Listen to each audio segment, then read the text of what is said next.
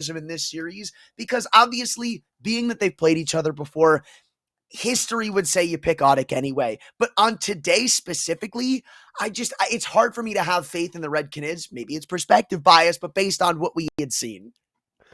Yeah, I mean, I think honest and truthfully, maybe we're on two different sides of that. I think it's a little bit of a recency bias thing for me to say, because Nuke is a map where obviously this being one of the newer teams is going to be one of the more difficult maps to actually lay down the law on, or at least get yourselves foundationally stable on. And talking about, Red Canids on Mirage, a map that everybody has a bit of a solid understanding of, they were above and beyond on that. So I want to see more transition on that, and I want to see them be able to do it against some teams that you'd expect. But again, we noted in that last BO3 that Imperial are one of the bigger teams that they've played. This is probably a little bit of a step back, I think, ODDIK. So if there was a place for that, well, it's definitely not a step up. I don't know, man. It's hard, right? Because I feel like ODDIK, I mean, it's been a couple months since Astana, but like they did damage at Astana. Like they have played and beaten tier 1 teams. I guess same obviously as Imperial, but I think Imperial are still in a bit of a struggle right now. I think on any given day, ODDIK can be like maybe a tier 1.5 team is what we'll say. But I think they've shown on any given day they can be the squad to beat. Yeah, I can agree with that. A little bit maybe questionable now that they've made 2 roster changes that we're kind of just starting to feel them out once again. I'm talking about actually both Imperial and ODDIK in hindsight, but I'd say by and large, the last version of Imperial versus the last version of ODDIK, outside of just getting stats and points based on qualification to that event in isolation, I'd say that I probably have taken Imperial before. But now I think that could be a different story. A lot of pressure over towards Ivy for the CTs. A premature peek to the flash for Case-Locks not to be seen, but a teammate's much more vision gain, and Tierney may find his one, but needs Case-Locks to activate soon enough because there are numbers even beyond, and I don't think they're going to rotate. I mean, Red Canids are taking a lot of time to decide whether they even want to stick to this or not. Eventually, that B-pop is going to come through. That's the bomb spotted. Bank, I don't even know if I like the fact that he continues to take this fight, to be completely honest, but info's there. He doesn't fall. Bomb goes down, and now they start to come back from Ivy. But you're right. Not only is it awkward, the timing is going to be off. If they find these 2 kills, 2 Ivy players are going to be nowhere near. There's the trays they were looking for, but a smoking lower makes this even harder. Stick to the bomb, perhaps, as Woody turns his back. He doesn't have a kit. Nobody does. A flash down lower. I thought that it would have been perfectly fine, but now coldzera, he actually tapped both players out of the round. A 3 came from him. I thought it was the player from lower, but instead, it's the most experienced of them all, showing it here and turning his crosshair on fire. I don't think I've ever seen something like that. That feels like one of those clips you sit in your dreams and think of. You go out for some crazy clutch in a pug, and you think that's what you're going to look like. Oh my god. Oh my god. And he didn't even know that they got the diffuser off, right? Because by the time you came through that smoke gray screen, he had immediately gotten tapped. That's unreal. And of course you're going to buy back if you're ODDIK. There's no saltier taste you can have. But the Red Canids, they're playing with fire. They're hot. They're going in.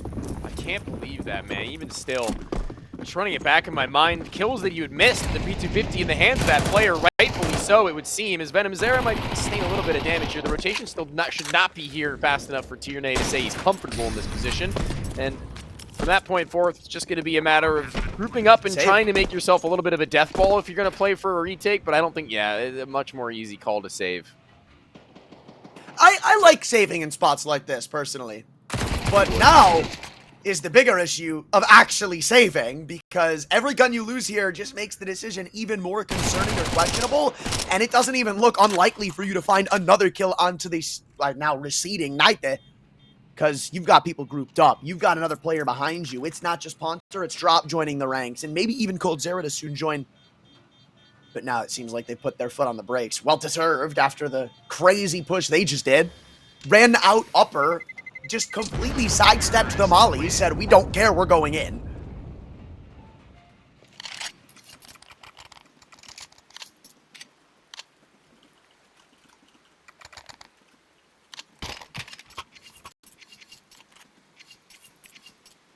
The Canids, after what was a miraculous moment in the pistol, don't really seem to want to let a whole lot loose following.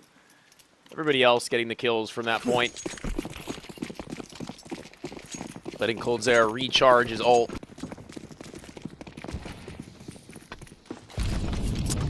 They're going to have a pretty smooth transition into that third round gun by our ODDIK if they can just get a kill or two here and there. And already starting off smoothly with Naite, the one to find the frag. or Cowes, depending on how you're looking at it. And just another swift one into this B site. I mean, it makes sense. Again, they're knowing they're playing against lesser weaponry. Maybe the distance game gets slightly unanticipated, but even then, they've just got so much pace and so much utility to fight forwards with that ODDIK don't. It's a big difference. I know, but it's just, man, the pace already has me kind of alarmed. Now, I want to break down the last best of 3 a little bit, because again, I feel like the reason Imperial really got under the Canids skin and just started to spread it open from that point forward was because they started to catch on to the pace changes of the red Canids. They got that cue, they figured it out, and I think that's something that ODDIK are now going to have to do. When are you going to change the pace? When are you going to turn up the heat? Because if you can't clue into that, then I think this is just going to be a genuinely hard team to beat. I think that's one thing that even when they were losing that I kind of, again, was playing, not even devil's advocate, I just genuinely saw a lot more than just bad when they were losing. I think the Red Canids were still, and you actually said it in the broadcast, taking pace when needed most. It just wasn't working, or there was one piece missing, or the other team was just one step ahead. I mean, that's especially true on Nuke. I straight up just think it's because all of the individuals slowed down. Like, you saw so many times. I think even you and I in that halftime break made a joke about, oh yeah, you know, you're going to predict the flying headshot from Try.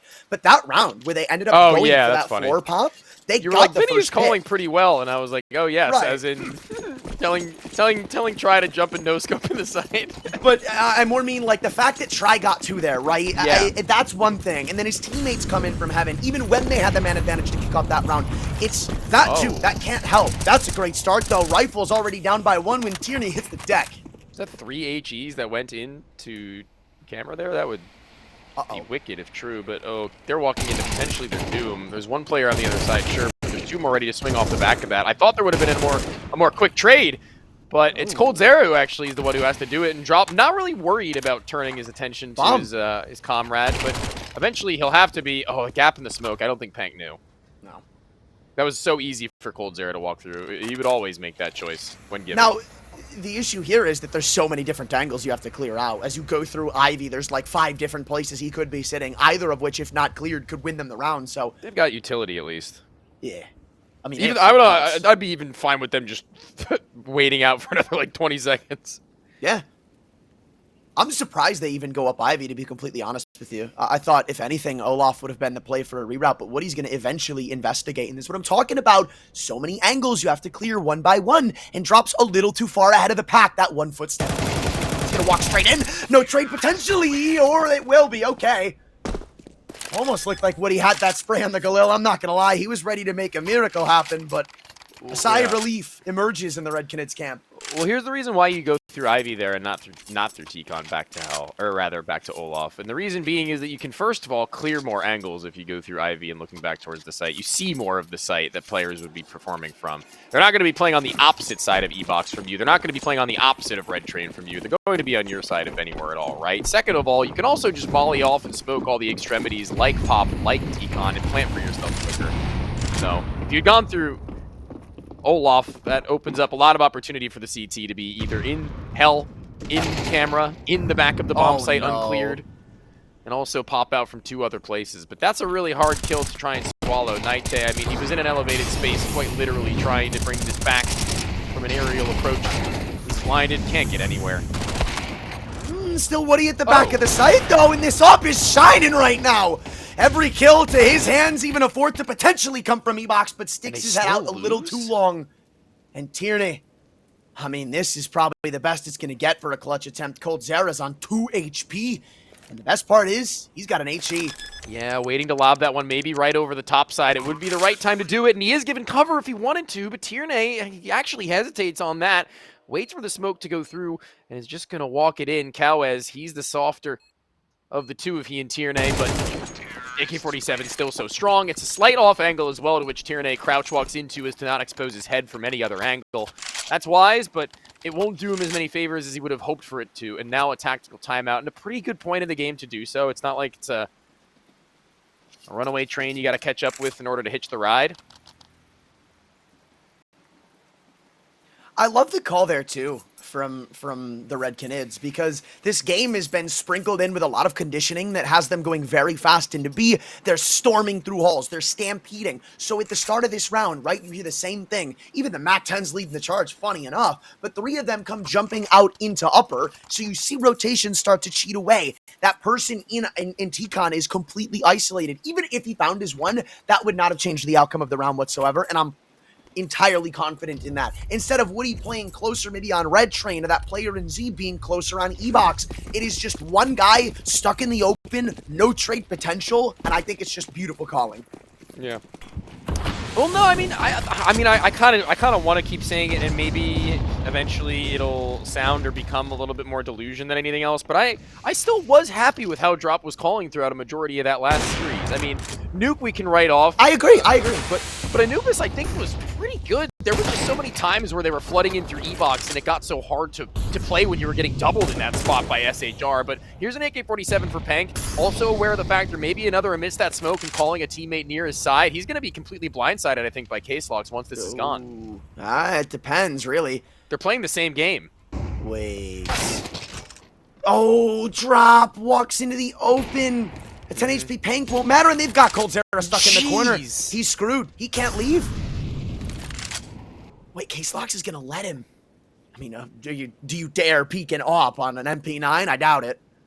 It's the thing is right now that Ponter, like, he has the world around him, but obviously you feel like you're boxed in with how many decisions you can make because of how dangerous each and every one of them is. Like, he has a high percentage chance of succeeding with any of the decisions he makes right now, but it's just that mentality in which you don't want to throw the round for coldzera to have no room to work with. You want him to be in a better place, but every second that they lose on that, they will never actually know that it would have been better off if he would have used the line that he had opened up. 30 seconds now, just less. Tierney waiting for somebody to swing wider than that, and coldzera's op is going to have to be laser focused and very nice in the read. A map that he's played for many a year, but an angle new to this one. He still seems to be on the ball. 8-1. He's suspicious. He knows Case-Lox might have been here, but he didn't stay looking at the smoke. 8 seconds, it's done. This is the problem. I mentioned this at one point in Nuke. I said it's such a risk to go for rounds like this, because if one thing goes wrong, the whole thing falls apart, and that's a perfect instance of it. Yeah. Sad to say, but it's absolutely true. That felt like it was pulled back perfectly. I mean,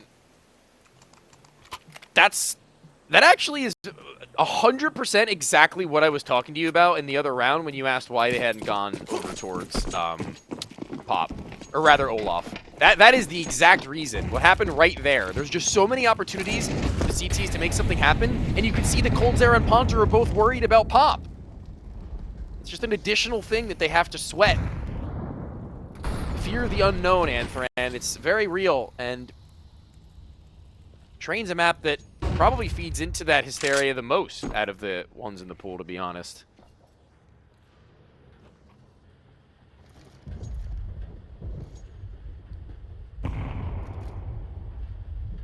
Very good read from Case-Lox to join up with his B teammate in Tierney, who's been a little bit, or who's heard very little, rather, and been on his own, needing a hero to join him if things were to go sour. Whew. First they're sour, then they're sweet.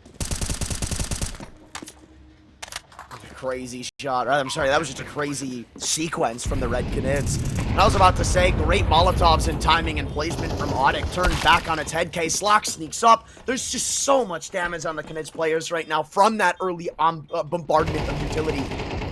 And there's only so much you can do, or is there? Maybe Drop can make this a lot more difficult for the ODDIK team to actually get sitting inside of the smoke. The phase wasn't going to work, but it'll set up coldzera for a potential clutch again. We saw it on the pistol, and now he pulls out the pistol again on 27 HP. One shot from this Glock does it in, but guess what? Case-Lox doesn't have a kit. Get the kill if you want. This round is done. I thought Cold was going to have him on the zoom around that corner first, even before he pulled the pistol, but you know, all's fine in their camp so long as the clutch is provided. coldzera's been pretty damn clutch today. I mean, that's something where, like, periodically throughout this guy's tenure in the recent years, you'll say, oh, he's back, he's Mr. Clutch Man again. But, like, today we've seen a good number of those moments to the point where I actually start to believe it more than just a joke in the offhand. Like, today he's hit, I think, at least 5 clutches, 1vx or 2vx Cold moments Zara's with a looked good teammate. today. Cold Zara has looked good today. He has absolutely though, not been a liability that, you know, sometimes maybe we expect him or hope he won't be. Oh, okay. wow. Okay, you were saying? Wow. Yeah, Well, he's alive, dude. I'm joking. Is it? Yeah, that's Venom Zara you saw. I blame okay, you. Well. I blame you. Typical. I think there's that second half of Anubis where you would have liked more out of him, for instance. But, I mean, hell, even the second part of the first. But I think you're right. I don't think he was ever really a liability. I think that game would have been lost regardless if Colt Zara kept putting up Mirage numbers or not.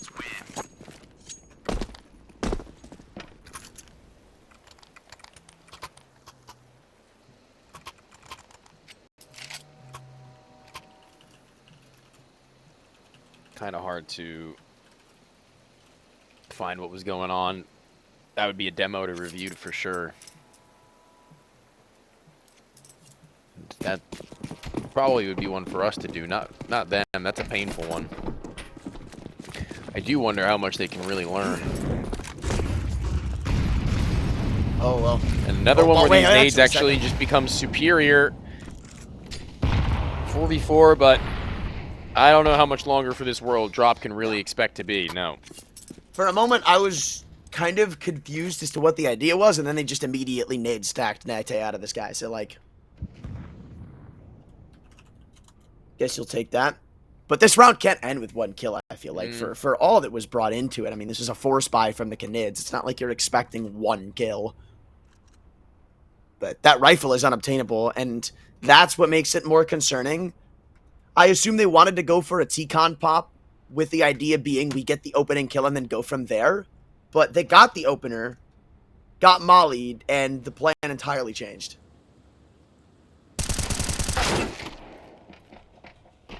Okay, Cold Zara's Desert Eagle looks to be in hot form there. Problematic is the Cloud player and the disallowance to go for the plant initially, but they'll still get there nevertheless, and that was their prime priority. But no, actually, Woody comes flying down the steps. The audio cue is enough to get him off of it, and it ends up not coming out after all.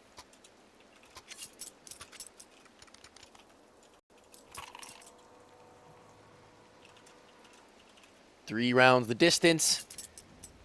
Canids one more round off before they're going to be there. Definitely, I'm not for either team just yet. ODDIK are going to need a couple more. I mean, I think we said this is a CT-sided map nowadays. Yeah, still. Yeah, honestly, I never even looked at it as one. I never even know anymore. When it comes to this game, I feel like it could be so 50-50, all dependent on the players. And also dependent on whether or not the teams play them religiously, if it's one of their mainstay picks or a late third. Oh, what? Cold Zara with the Glock. No. Stop. Slow down. Woody, you have an op, my friend. Do not lose this into the hands of the only player who can wield it right now on the opposite squad. Cold Zara's got an SMG. He's going to sit your butt down. Be careful. They've got numbers. I've got a bad feeling about this. Here's the issue that I'm seeing, right? You've still got Woody, sat close T-Con. If they three-man pop right now, he's not getting traded. And if he walks in, that's even worse. Because here's Drop, lo and behold, waiting for this teammate to step it, but he turns right back! Why? Double dink! That's an up! Guess what? All of a sudden, this is an advantage for the Canids. 5 Glocks, Tony. No, hold on. That Molotov will stall. They've got Tierney clearing upper halls. He may get a timing actually to walk down these steps and catch them on their waltz. Nobody grabs that? Them off on the fast rotation. No, I mean, I don't really know. Well, Tierney could have been in there for all they know. But what they don't know will hurt them. I said that this map is a fear-instilling one when you don't know what's going on around you, and they will clear it. No way! Oh, not a my God! This is so difficult right now because two players can waltz up, one can plant. Cowaz has an AK-47, no armor, but even still, potent at a distance and at a height advantage, he can use his teammates as pawns in his little game of cat and mouse. The Rook moves. He moves forwards. Dink down. Oh, and he's going to save. He's going to save. No. Tony, it's 5 Glocks. Tony, it's 5 Glocks. It's too late. I'm telling you, man. I think this round comes down to Woody. Right? Like, I understand somebody playing that angle, but... I don't understand anything, man. The op? That's a stretch. And they're going to go back and get that now. Of course. That's not even just a round win. That's an op you just gave over in a round where even if they won it, they probably couldn't. They probably weren't going to invest that. Those are the kinds of game-defining rounds that you're going to look back on. Not only is it just a round you lost, it's let them back in for the rest of the half financially, effectively. Yeah. 6-6. That's not all that bad. On their money 7-5. now, they're 9-2.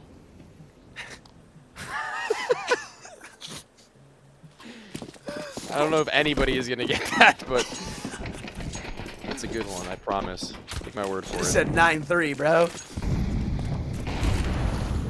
Oh my... Hey, remember that op they just gave over? Guess what? Look what it just did. You.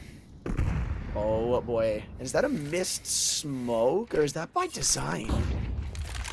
If that's by design, that's really cool. If not, that's lame. I think the idea is, right, you know, you make that smoke look missed, you post up Woody, because this is the op. This is the first time we've seen Woody even on this side of the map. Sure.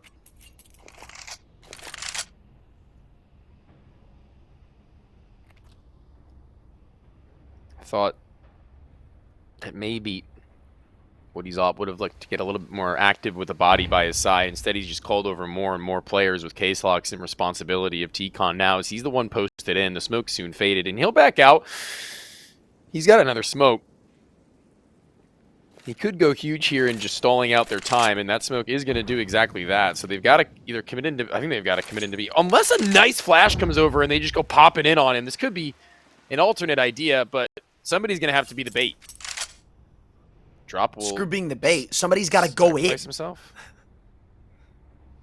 Again, this is one of those rounds where I don't like it. There's 30 seconds left. I mean, if they drop the bomb carrier, look who's the next in line. Okay, but you gotta go. This is what I'm saying. The red Canids, they take so long to activate. There's 20 seconds to go. They've thrown their utility. They've shown their signs. They've told you what there's gonna... The bomb's still in T-Con! The bomb's still in T-Con! If K-Fox gets that kill, the round's over. Hell, the op is here! I'm still scared. It's okay. It's okay. Cover him! Thank you! Venom Zera's got it unlocked. There were 6 seconds left. Come on.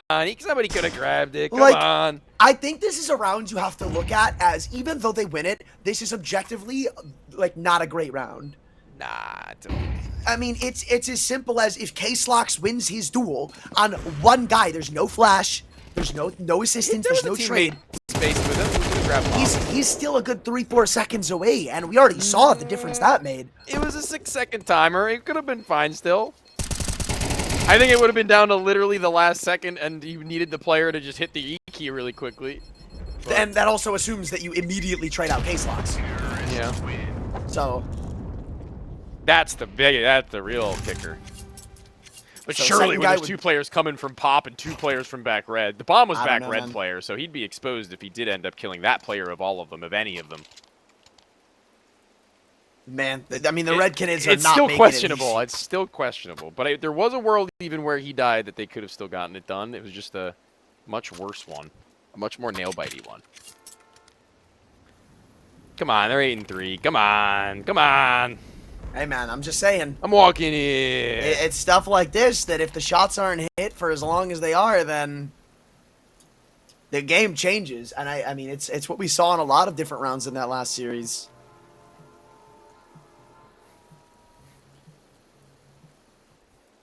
Also, I don't know why, but you know that radio in CT Spawn that's like playing in the background? Mm. I could have swore to God I heard "Hit Me With Your Best Shot."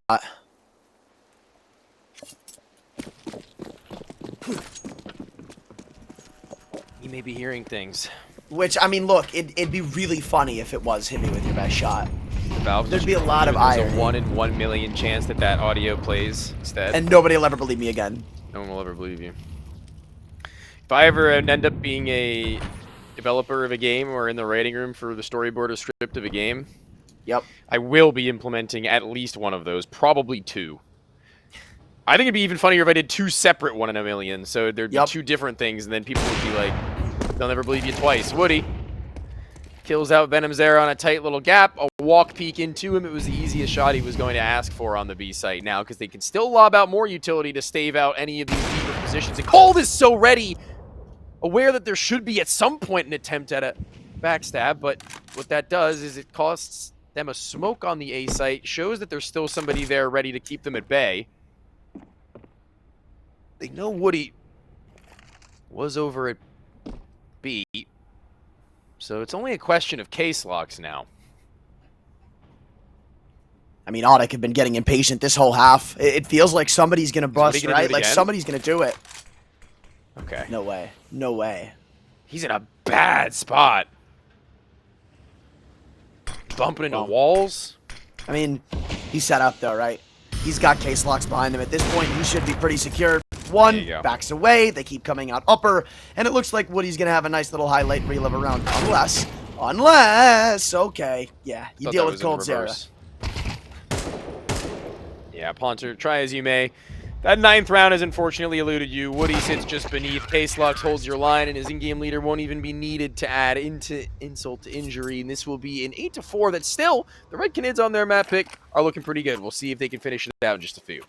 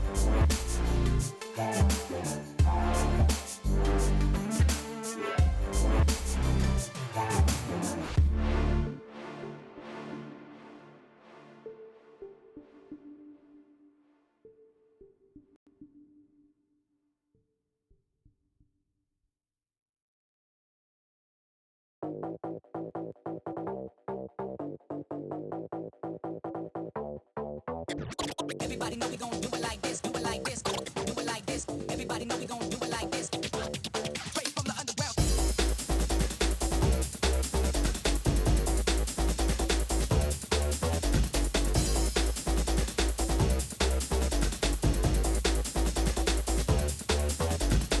Everybody know we gon' do it like this, do it like this, do it like this. Everybody know we gon' do it like this, do it like this. Straight from the underground. Everybody know we gon' do it like this, do it like this, do it like this. Everybody know we gon' do it like this. Straight from the underground.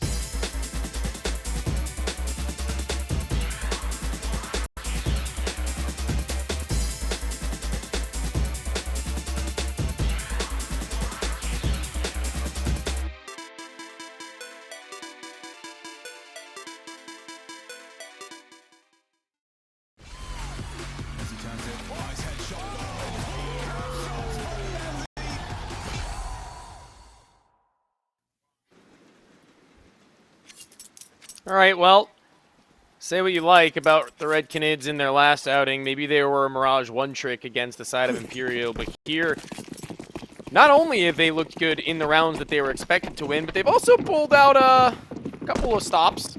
A couple of rabbits that they didn't even really know were in the hat. They're like, what's this doing here?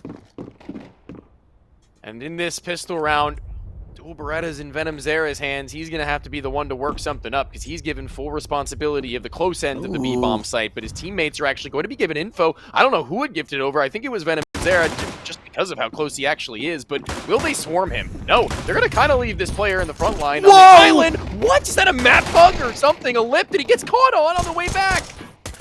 But apparently in the meanwhile, Coldzera and Drop have just found literally everybody. I don't even know what that, we're sitting there watching the dualies guy take the biggest fight of the round, or so I thought, and immediately turn around, K-Slox is alone, and he's eyeing down every CTU's eager to take him out of the equation. I don't even know how the Red Canids came back in that round. Shades of the T-side pistol from Coldzera, because it literally just had to have been tap, tap, because he enters the kill feed 2 times, immediately back to back. And that's what you like to see. That's what you love to see, because he is one of the biggest pieces to this team working in the future. Like, he unfortunately becomes one of the biggest pieces on chopping blocks in these rosters when he is forced into awkward scenarios, right? And, you know, it kind of happened on that 0-0 legacy, whatever you want to call it, team with Lotto and Dumao, right? Where him and Taco were the old guard. And it just wasn't working. There was so much potential for the roles in which Coldzera was given at the time, and then he kept getting bumped down into worse and worse positions that just really didn't fit him. Unsuitable. But the op is one where they can kind of afford to let him chill out and cool off there, considering the lack of AWP players Brazil's been able to produce in recent history, obviously using Henny in a recycling period. They just didn't seem to really be comfortable with what he brought to the table. And I think that actually, in stark contrast to what Coldzera brings, is the reason why. Obviously, Henny player who maybe needs a little bit more resources, a little bit more chaotic and crazy, aggressive, takes more fights. Coldzera, pretty much the antithesis of that, as we've seen. I mean, it's much needed, right? Because after the removal of Henny and Phelps, I feel like if things were to keep going wrong, he would be the one you point to. So many long-standing players fall before Coldzera. Right. This is another round that just falls to the way of Red Canids, so not like there's much worth talking about. This one's where things get really interesting, because, again... Bolts were still playing. Sorry, that was an aside. No, it's just, it's a good... I miss him, too. I like VSM. I know he still plays, too. but... I missed when he was on, what was it? Was it? I think it was MIBR? I'm thinking of. Oh, both. I couldn't remember if he was on MIBR. I couldn't remember. I think 0-0 Nation picked up what was the core of that weird MIBR like test mix. Wasn't that like Woody and Turtle as well? 0-0? No. No, MIBR. No, that was VSM, Lucas, Leo DRK. I don't remember the rest of the two. We'll talk about it in a moment after we do research, perhaps. But doing their homework are the side of Red Canids in this game, so it would have felt. The setup was pretty decent, but it's just a little bit premature on the timing to walk through, and against the weaponry they were fighting, it's also not very easy. This is kind of a big deal with Panzer right now, because, or Panzer, I'm sorry, he knows somebody's in Ivy. They can easily get him out of this angle, and if they do, then this round is all of a sudden winnable. But oh my god, great utility gets him out of that dicey situation. It's a 3-on-3. This is not unrealistic, but with how far away they are, they have their eyes set towards different intentions, these being of saving Woody. We'll walk him down in Ivy, try to remove a gun from one of their hands. And I think in doing so, we'll end up losing his. They're just waiting for this T-Con backstab to come through. But look at behind. Is that behind Ponzers or? No, he's upper. Okay. Always so confusing.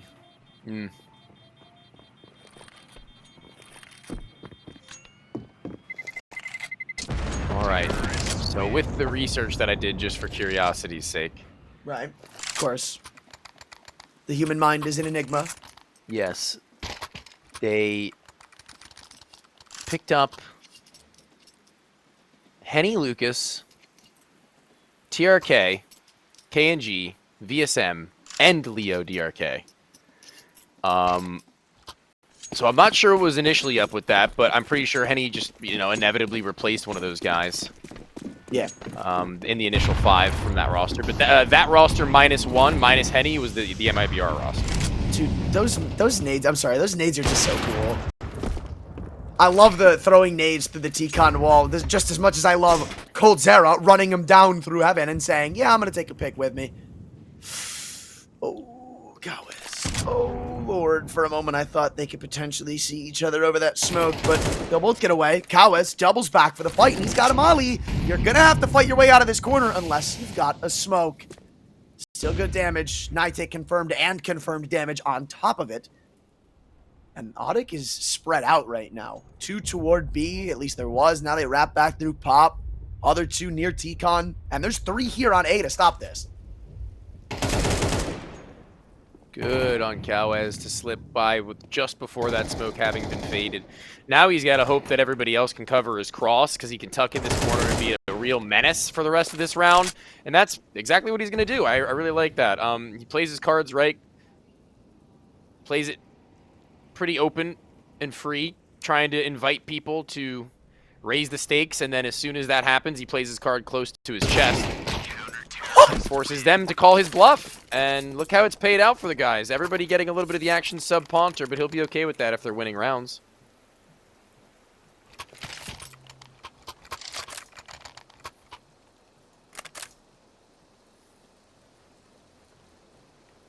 And now we're only, what? Couple millimeters away from what would be another Anubis with the red Canids up by 1. A couple millimeters. Again, I think right now, like, let's say the red Canids win this series, right? What they do? Anubis is the least of their worries, to be completely honest, because obviously it's gone, right? So after an event or 2, they won't be playing it anymore. If they had a bad Anubis, who cares?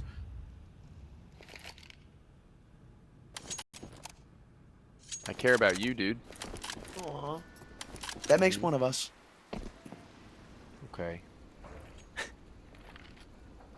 Anyway. I care about you. I'm only saying that because I feel bad. I hope you know. You have to. Yeah. I signed the contract. I had to. It's in there. Whatever. ODDIK are taking their sweet time to get activated here, and I think the red Canids are loving it, because Cowes has just walked into T-Con. Did he? I don't know if he actually saw anybody. I think they tucked and just did it perfectly, so there was no footsteps given of them tucking. But they will eventually regroup toward A, and these smokes are going to tell them it.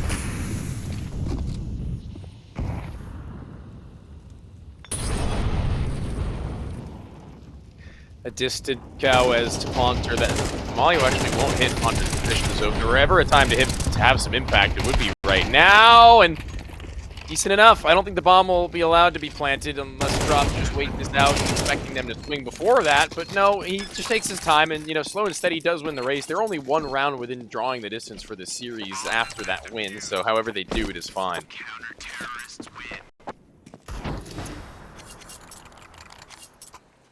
It's funny because Drop didn't even realize I was the last player too. I love when people get a kill like that and they just keep looking around, flicking their mouths, saying, "Okay, where's the last one?" Shows you how locked in they are.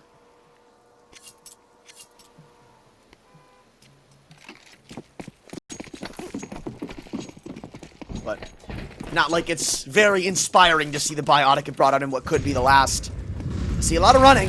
And I'm inclined to believe we're about to see a quick pop that's leaning toward B, but I think a horde of utility has slowed them down. Coldzera has as well, going straight to the pop dog smoke and ripping out 2 hearts of the ODDIK members.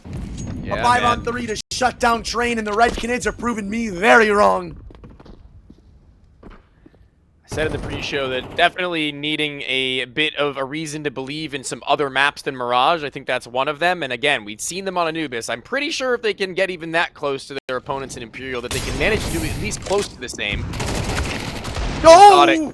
But wait, still not done and finished. I mean, smoking himself right there, Drop, that kind of makes things a little awkward, but they want to do a little bit more than that. They want to shove a smokes into their face. They want to flash inside of it, and now tucked into this corner. Drop can't get away, but this is just a war of attrition as far as nades back and forth would go, and maybe even wasting a little bit of time there were ODDIK.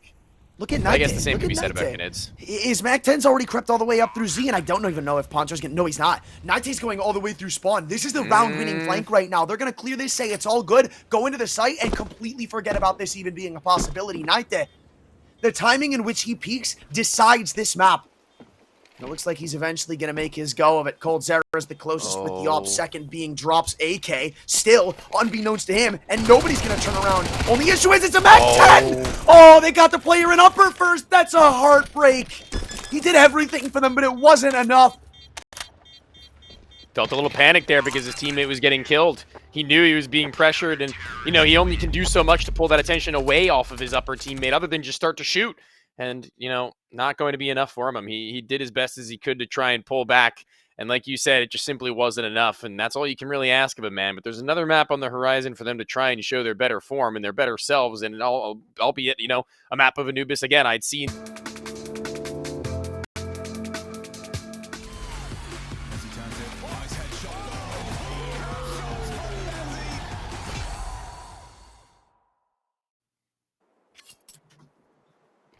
Definitely a fan of what we'd seen from the Canids on the last. On to Anubis. Need to be a little bit of a turnaround from what we had last witnessed, but if the less than previous map is anything to go off of, it was a better look than even their Mirage as far as team faith. Yeah, I think that Mirage, it was more one-sided than it had to be. Red Canids, at the end, it had me worried with how much they had slipped, because remember, that ended 13-10. It was closer than it should have been. Even on Anubis, I think you had said you liked the way Drop was calling. So now you have coldzera feeling like he's hitting again. I even would say the same for Drop and Venom. Can you bring that into Anubis?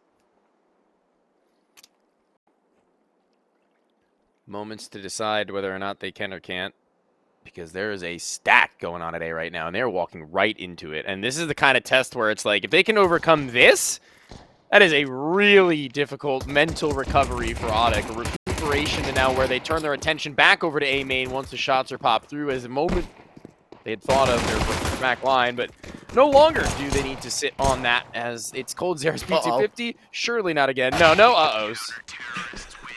Look, man, I got flashbacks. That's all I'm gonna say. I was worried. Look, we thought it was over on Terrain when it was a 1-on-3. No uh-ohs. Okay.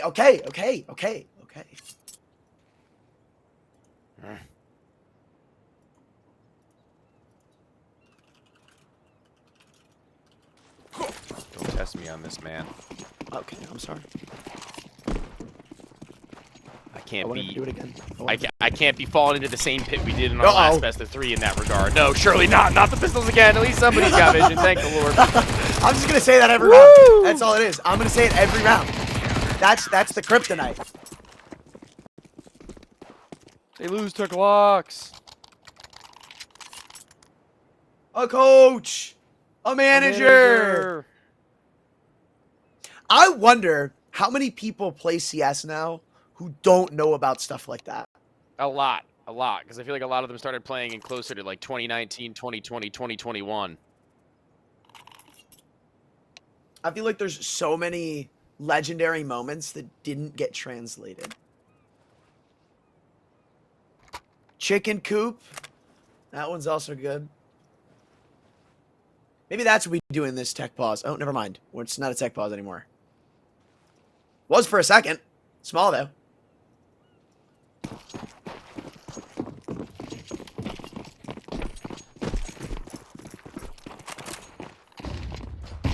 But it's still just pistols. Opting to go with a full investment later on down the line, and I love that. That's kind of cool. Longer range MP9 plus the nade. That's an easy slam dunk for a first kill, and even pulling out the dualies trying to make ends meet. It'll eventually be cleaned up by Woody, and another quick close from ODDIK. This time, it's not Red Canids off to the hot start.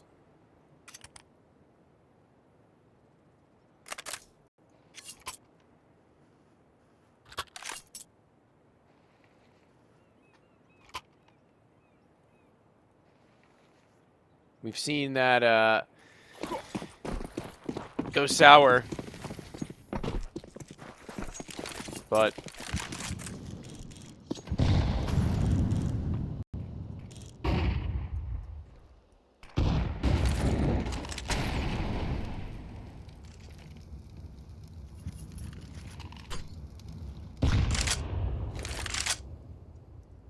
we've also seen the start of this round go sour with the amount of damage initially dealt. But ODDIK have completely vacated a lot of these choke points, interestingly enough, opting to stay out of connector. The only one still up close is Tierney over in A main. That's about it. Acelux, though, reinvestigating mid without even the assistance of a flashbang. Might get something on the other end if he's patient enough. Looks like Kawez is contemplating it. But really not much more than that. He's jiggling with a smoke out at this point. It's Woody you got to keep your eye on. He's about to walk back into Canals and give them so much info. There's no reason for Tierney to peek right now. They're going to get this info for free in a moment. They know it's coming to him. Here comes the SMG, and the biggest weapon that they needed to overturn a kill from, and maybe actually two of them, but both of them will find their success. It's the rifle in which is disappointed, but Nite upgrades and continues his onslaught, and he can get away. Stuck in that corner, man. A lot scarier than it might look on paper, but that doesn't mean it's magically over because Ponter's got him trapped still. And they know about this. They know there's a possibility, but this is going to come down to timing. Feeling how it plays out is not in their favor. And the Red Canids, I mean, they're inching back into this round. It was a 4v2. Now you've got to worry about Tierney being low because it's just him in the 1-on-2. Okay, I don't quite understand how this has devolved from where it once was with the players at least well-equipped for their scenarios coming out on top of it. Again, Nite doubly so. The only players who were dropped down below a certain point, giving them what they needed, but everybody else faltering at the finish. Woody, really hot start. I mean, he may be met with some considerable pushback soon enough. Drop yet to kill. Venom's there the same, but everybody else picking up the slack when required. And honestly, kind of necessary as the CT side started to inflame in their round count.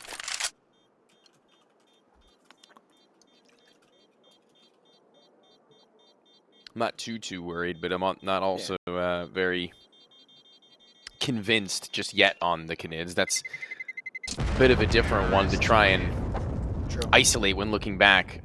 You know, I feel like we didn't really see Imperial do a lot of what we just saw from ODDIK. Late round crunches into Canals, as many pushes into A main. A lot of, I feel like, Imperial's defense when it came to aggression was toward B main.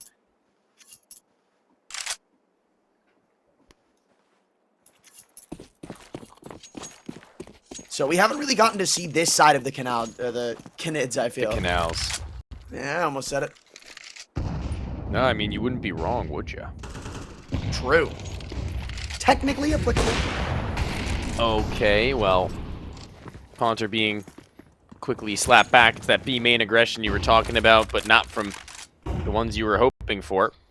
It was just a singular default, but maybe a little bit too far exposed. I mean, I can see the X is relatively in the middle of that area with nobody who was even close by. It's three players whipping their heads at a 90-degree angle to see what was going on. And by that point, it's too far gone.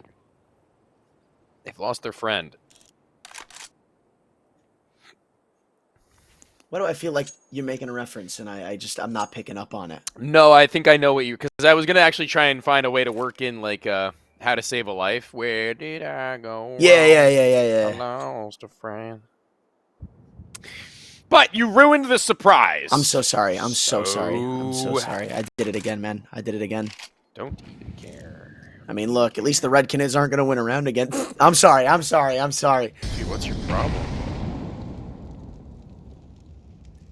I just don't have high aspirations. They don't really have, I think, a ton to help them in the later round. They've got enough to get into a side, sure. But as for fending it off, really not a lot. And I think that's why Nante is saving his molly, or not. Maybe I spoke way too soon. Because now there's only 2 on defense, and there's really not going to be rotations for a pretty decent amount of time. There's that smoke. Here comes another Molotov to help their case. They've just accidentally double mollied and naded it. Let me tell you, somebody's not in that corner anymore. Trying to stand them down. 10 seconds to go. I talked about this. I said it on train. It's a problem. It hinders them pretty bad, too. And they know Coldzera's stuck in connector. It's not like he's going to get away scot-free, but he might get away with a clutch attempt if he can hit this first shot. Pank. Duly noted are his whereabouts. Coldzera. Oh, I thought he was going to go back and try to reload. No, he found another op. You're kidding me. Heard him drop the gun. I'm almost guaranteeing you that's why Pank took the fight. But it doesn't matter. No weapon's going to put him down. Doesn't mean I'm any less scared of what could have been. Coldzera almost pulling off yet another. Giving him time is the worst mistake you could make. Making quick decisions, and now attack timeout used by the T side. That's looking much more flat than it had in that last, in all seriousness. So it's a weird one. We weren't expecting that. I wasn't expecting that. At least not to this extent.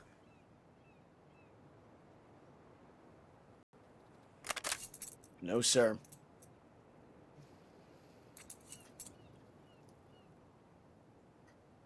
But for now, I am keeping my eye on players like Coldzera because this is where I want to see people like him shine.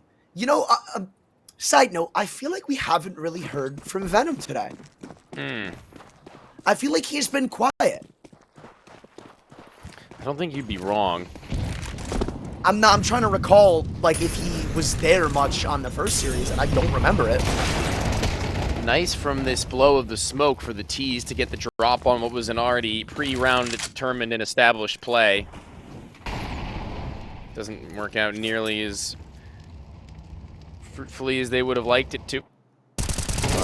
They're not going to sweat that all too much. Nighte, though, in an awkward spot to try and clear out, especially from there.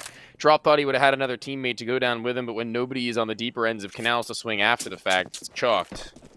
And there's Poncer dropping the bomb in mid, so they have pressure on these. Oh my god, no! Oh my... Dude! Like, what do you say? What do you say? NT, bro. Go next. It's just... once more the last left alive, except he's not very happy with the circumstances that's led to that. And that's putting it lightly.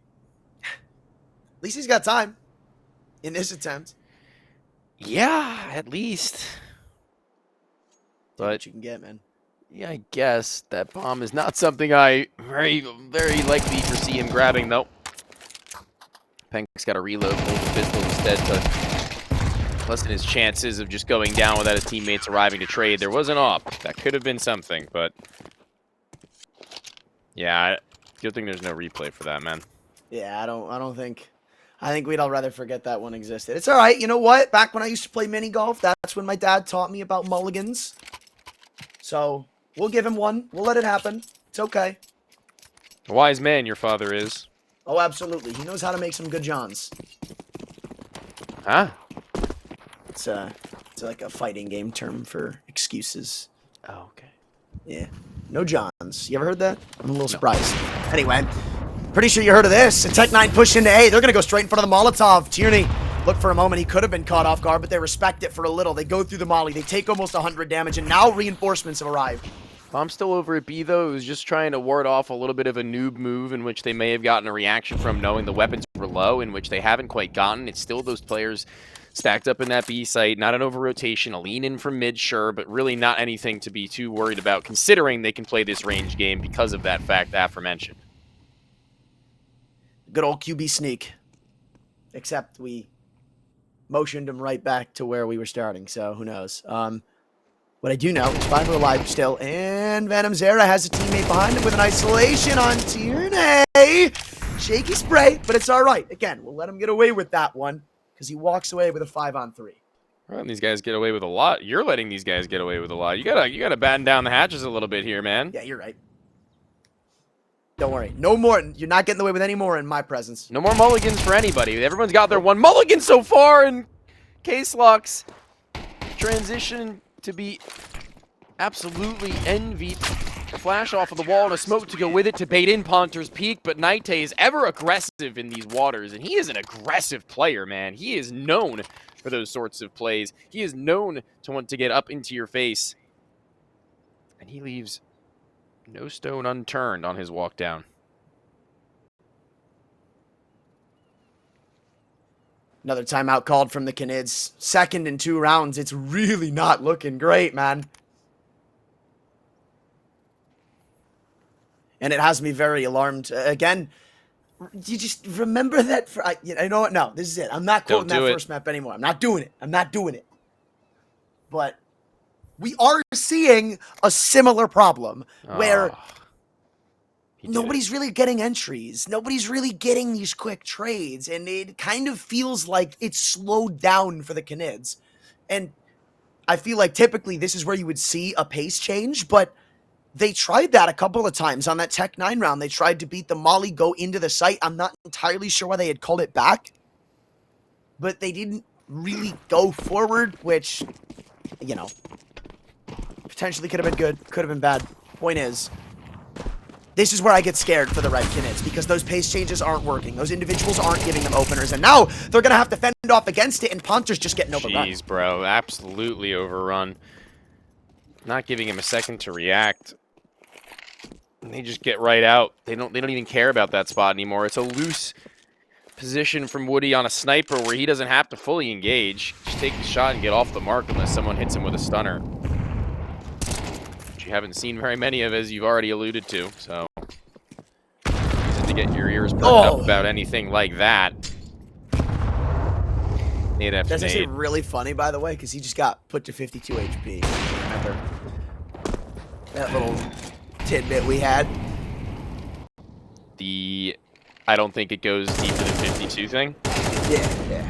Oh my cow! Okay, that's where we start questioning whether or not there's somebody ready to turn up and turn on from Red Canids. Cowes, honest and truthfully, he was one of those guys that felt like was able to turn the tides. Even in the last map, even in this map earlier on, a double kill once, a double kill again, and more to be seen from the rest in order to make good off the life that had been lost. Is Venom Zera, who you called on before. Let's see what he's got to offer. It's the Zeras in a 2 versus 3.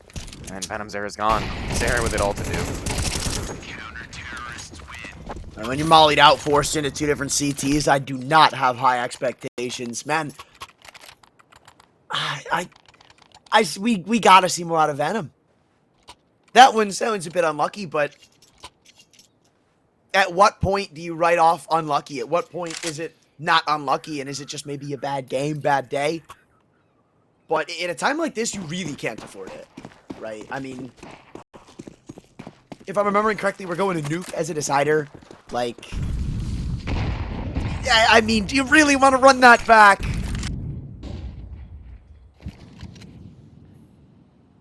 And on the flip side of things, by the way, everybody on ODDIK is playing well. Everybody. There's not a weak point in sight. Surely couldn't be any worse going back to that map on a fall into nuke than it was previous, but right now just being shut out once again. Quick and easy, tap after tap, burst after burst. Pank and Nite are unstoppable in this area of the map. The B site itself is not only under their hold, under their reign, but the waters don't seem to be very many a time open for business either. So where do you then turn? I liked the mid pressure they were I was gonna say, pressing down upon earlier, and it was doing them some good in the early round. It just kind of feels like there's an idea in a lot of these rounds, but the team isn't on the same page.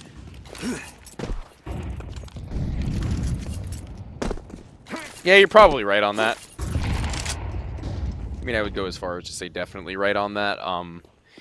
It's not even... It's so weird. It's like, I think they're on the same page, but more than that, I feel like they're not ready for any of the potential forks in the road, as if their opponents are just going to stay stationary and stagnant. I don't even think they're not on the same page. I think they don't understand what can actually screw out that round. Maybe fear, good way to put it. Yeah, it's like Drop gives them the plan, and then they're like, okay, wait, one of our teammates has died. What is the new plan? Well, and if you don't got a plan, what do you got?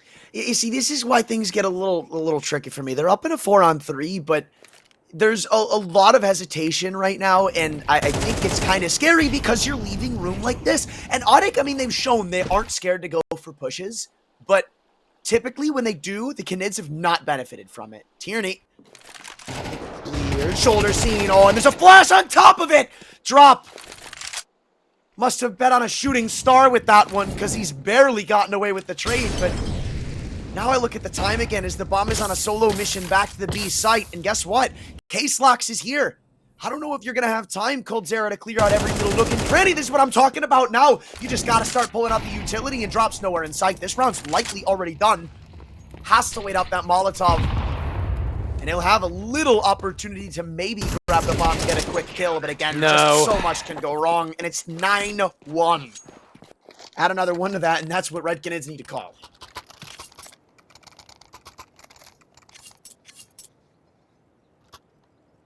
Case Lux cooks right now in that his teammates who are, you know, the usual offenders, or rather, I guess, defenders of that site, aren't home, but that won't come to matter all that much when they've got coverage from everyone across the board they can fall back on. Woody was 7-0 at one point, and I mean, 8-5. He can afford to cool off when everybody else is starting to heat and rev up. God. Yeah, this is the overrun. This will happen every now and then. Tierney doing his best work and trying to fend them off, and Case Lux even actually going beyond the Molotov in order to try and help out, as one after another these fights will come through. You can see in which the pace and the calls that have been made that this is going on. Nobody really wastes a second in making the decision to get over. I mean, this is the right call. It feels like this was a great call from Drop. They execute and orchestrate so well that they walk in and get a 2-man advantage, but from that point forward, everything just falls apart, right? It feels like everybody's trying to do their own little thing, and the one reason they get into the site they do so well is just how many bodies they throw at the problem. It's the best rush you'll see. Right, then you got one guy trying to go heaven, you got one guy trying to take control of short. Like, there's so many different pieces moving at once. Yeah. It almost feels like there wasn't ever really a time when they put this together where it was like dry run and they like put in specific pathings. Right, like they knew what they're supposed to do in these. Or, yeah, they know what they're supposed to do, but they don't really know where they're going to be almost. Right. And it kind of falls more back into what can screw up our round. Like Exactly. what decision that they can make this not work. Other than us just missing, you know? So. Because that'll happen. Sometimes you just miss.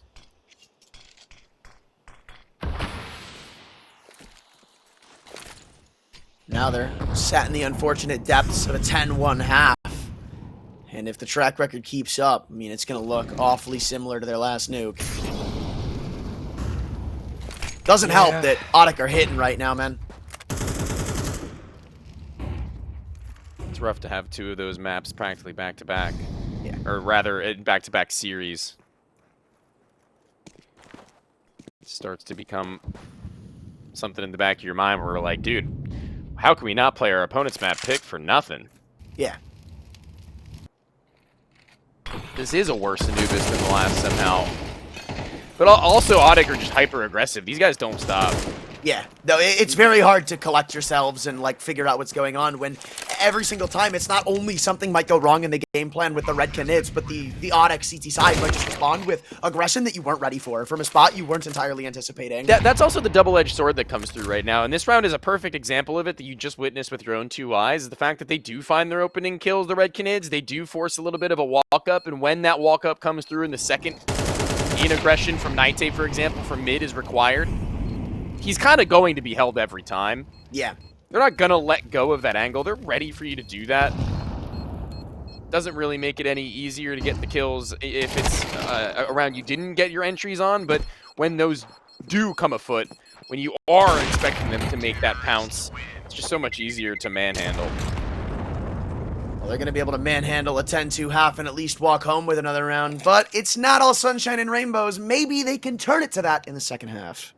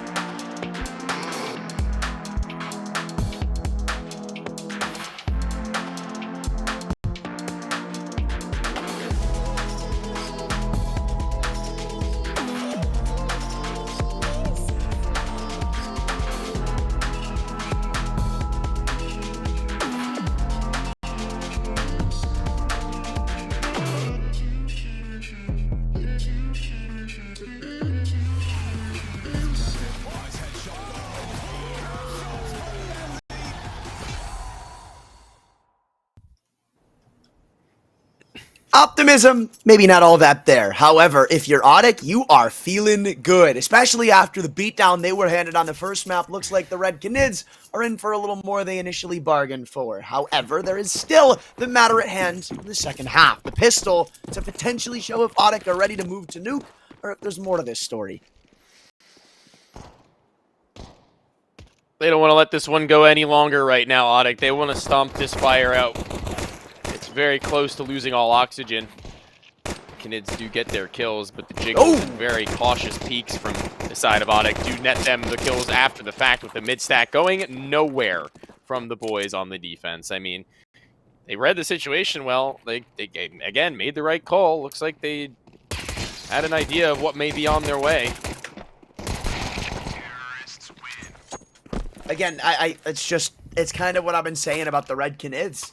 The calling I think the calling is great. Like, yeah. I think we can both agree the calls that are being made are really good. It's decent to good to great. I've not seen a bad map in terms of calling yet. Right. Outright bad, I haven't seen it. This is what the scary part of the Red Canids is, right? This is just the reality that sometimes feels like it plagues them. And it's unfortunate because you bring in Ponter and you're saying maybe this is the guy who can like help us in these scenarios. We even saw Kawes maybe. I think it's got to be Kawes. If you're going to talk about firepower, Ponter was here to absorb space for Kawes and Venomzera. And I think sadly is that they're kind of like unexpected stars. They're the guys in their previous rosters where you wanted them to be, well, not Venomzera maybe, but Kawes at least, he was like your third best. Like, you hope that he turns up as number 3. But now when you make those two your expected number 1 and 2, it just gets a little weird. I honestly could argue Venomzera as well. I said Venomzera, Kawes and Venomzera. I just mean, like, for a long time, Venomzera was the guy, and it feels like as of he was meant to be number 1 on his old teams, wasn't he? Yeah, like not even in like this series or the last series, but just in the past maybe couple of months, it feels like he's typically not as potent as you want him to be. And I think the numbers, if you looked up HLTV, I think they paint a different picture. It's the important series where you look to players like Venomzera, like this one, where it just feels like he struggles. He doesn't ever really get the mark. So far, this just gets me a little bit bummed out that MIBR didn't buy more heavily into dropping in-game leading. Oh, valid. And I don't know what the future of that role is going to look like for him in terms of availability, but he'll always have players that he could hopefully fall back on trying to build something with or around. I mean, obviously, like, he is, again, much younger now than say, a Vinny. Younger now than, I mean, obviously a Fallen, but MIBR younger than Exit. So, you know, down the line, down the stretch, maybe reuniting with a player like an Insani, you know, like a Dumao, like a Lotto, even though Lux is doing really good right now. I'm just saying that there's options for the longevity of his career should he continue to prove himself as a valuable enough IGL. So, maybe even attract field, the knowledge of, like, ODDIK, dude. I don't know. Dude, I'm going to be so for real. I would love a world where he got on G2. I'd love it. That's weird. Heavy God is who we'd be replacing, and I know you don't know that, but... I'm just saying. Like, I would love it. I'd like it if he just joined Furia for Fallen and started IGLing and playing the anchor roles that he already run it, man. Whatever, I mean, I don't know, whatever. I like Fallen, though, so story for another time. ODDIK lost that round. ODDIK lose their money here. ODDIK lose a couple more bodies in the first 15. And ODDIK lose the right to brag about where they've gotten, because we're not at map point yet, boy. No, we are not. And I'm not going to change what I said yesterday. Like I told you, when you're not against map point, I feel like comebacks are much more plausible. Especially against a team like the Red Canids, where... On CT side, Anubis, though, but yeah, I guess. Okay, well, you know... I think the mindset of CT side is probably easier to do a comeback on, sure. to be quite frank. So, sure. Not against map point. Maybe a couple people start warming up. Cowes, back-to-back good rounds. Mm-hmm.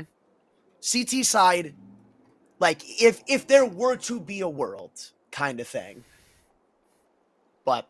Okay. Still a very long way to go. And I obviously want to see, like, a full rifle round come out before I buy into that. And You're usually not this optimistic, so I'll take it where I can get it. hey, You're usually a little bit more doomer. another saying my parents told me, the sun Almost an shines and a ace. dog's behind every once in a while. Okay. Except they didn't use that specific verbiage. I feel like quite a long portion of the day that happens, if I'm being honest, but... Like a majority of it, maybe even potentially. Just let it be neat, bro. Because why are you staring at the sun? I mean, that's not... Never mind. You're usually facing away from the sun. No. That's why I wear Dude, your sunglasses. parents are stupid. No, I'm just kidding.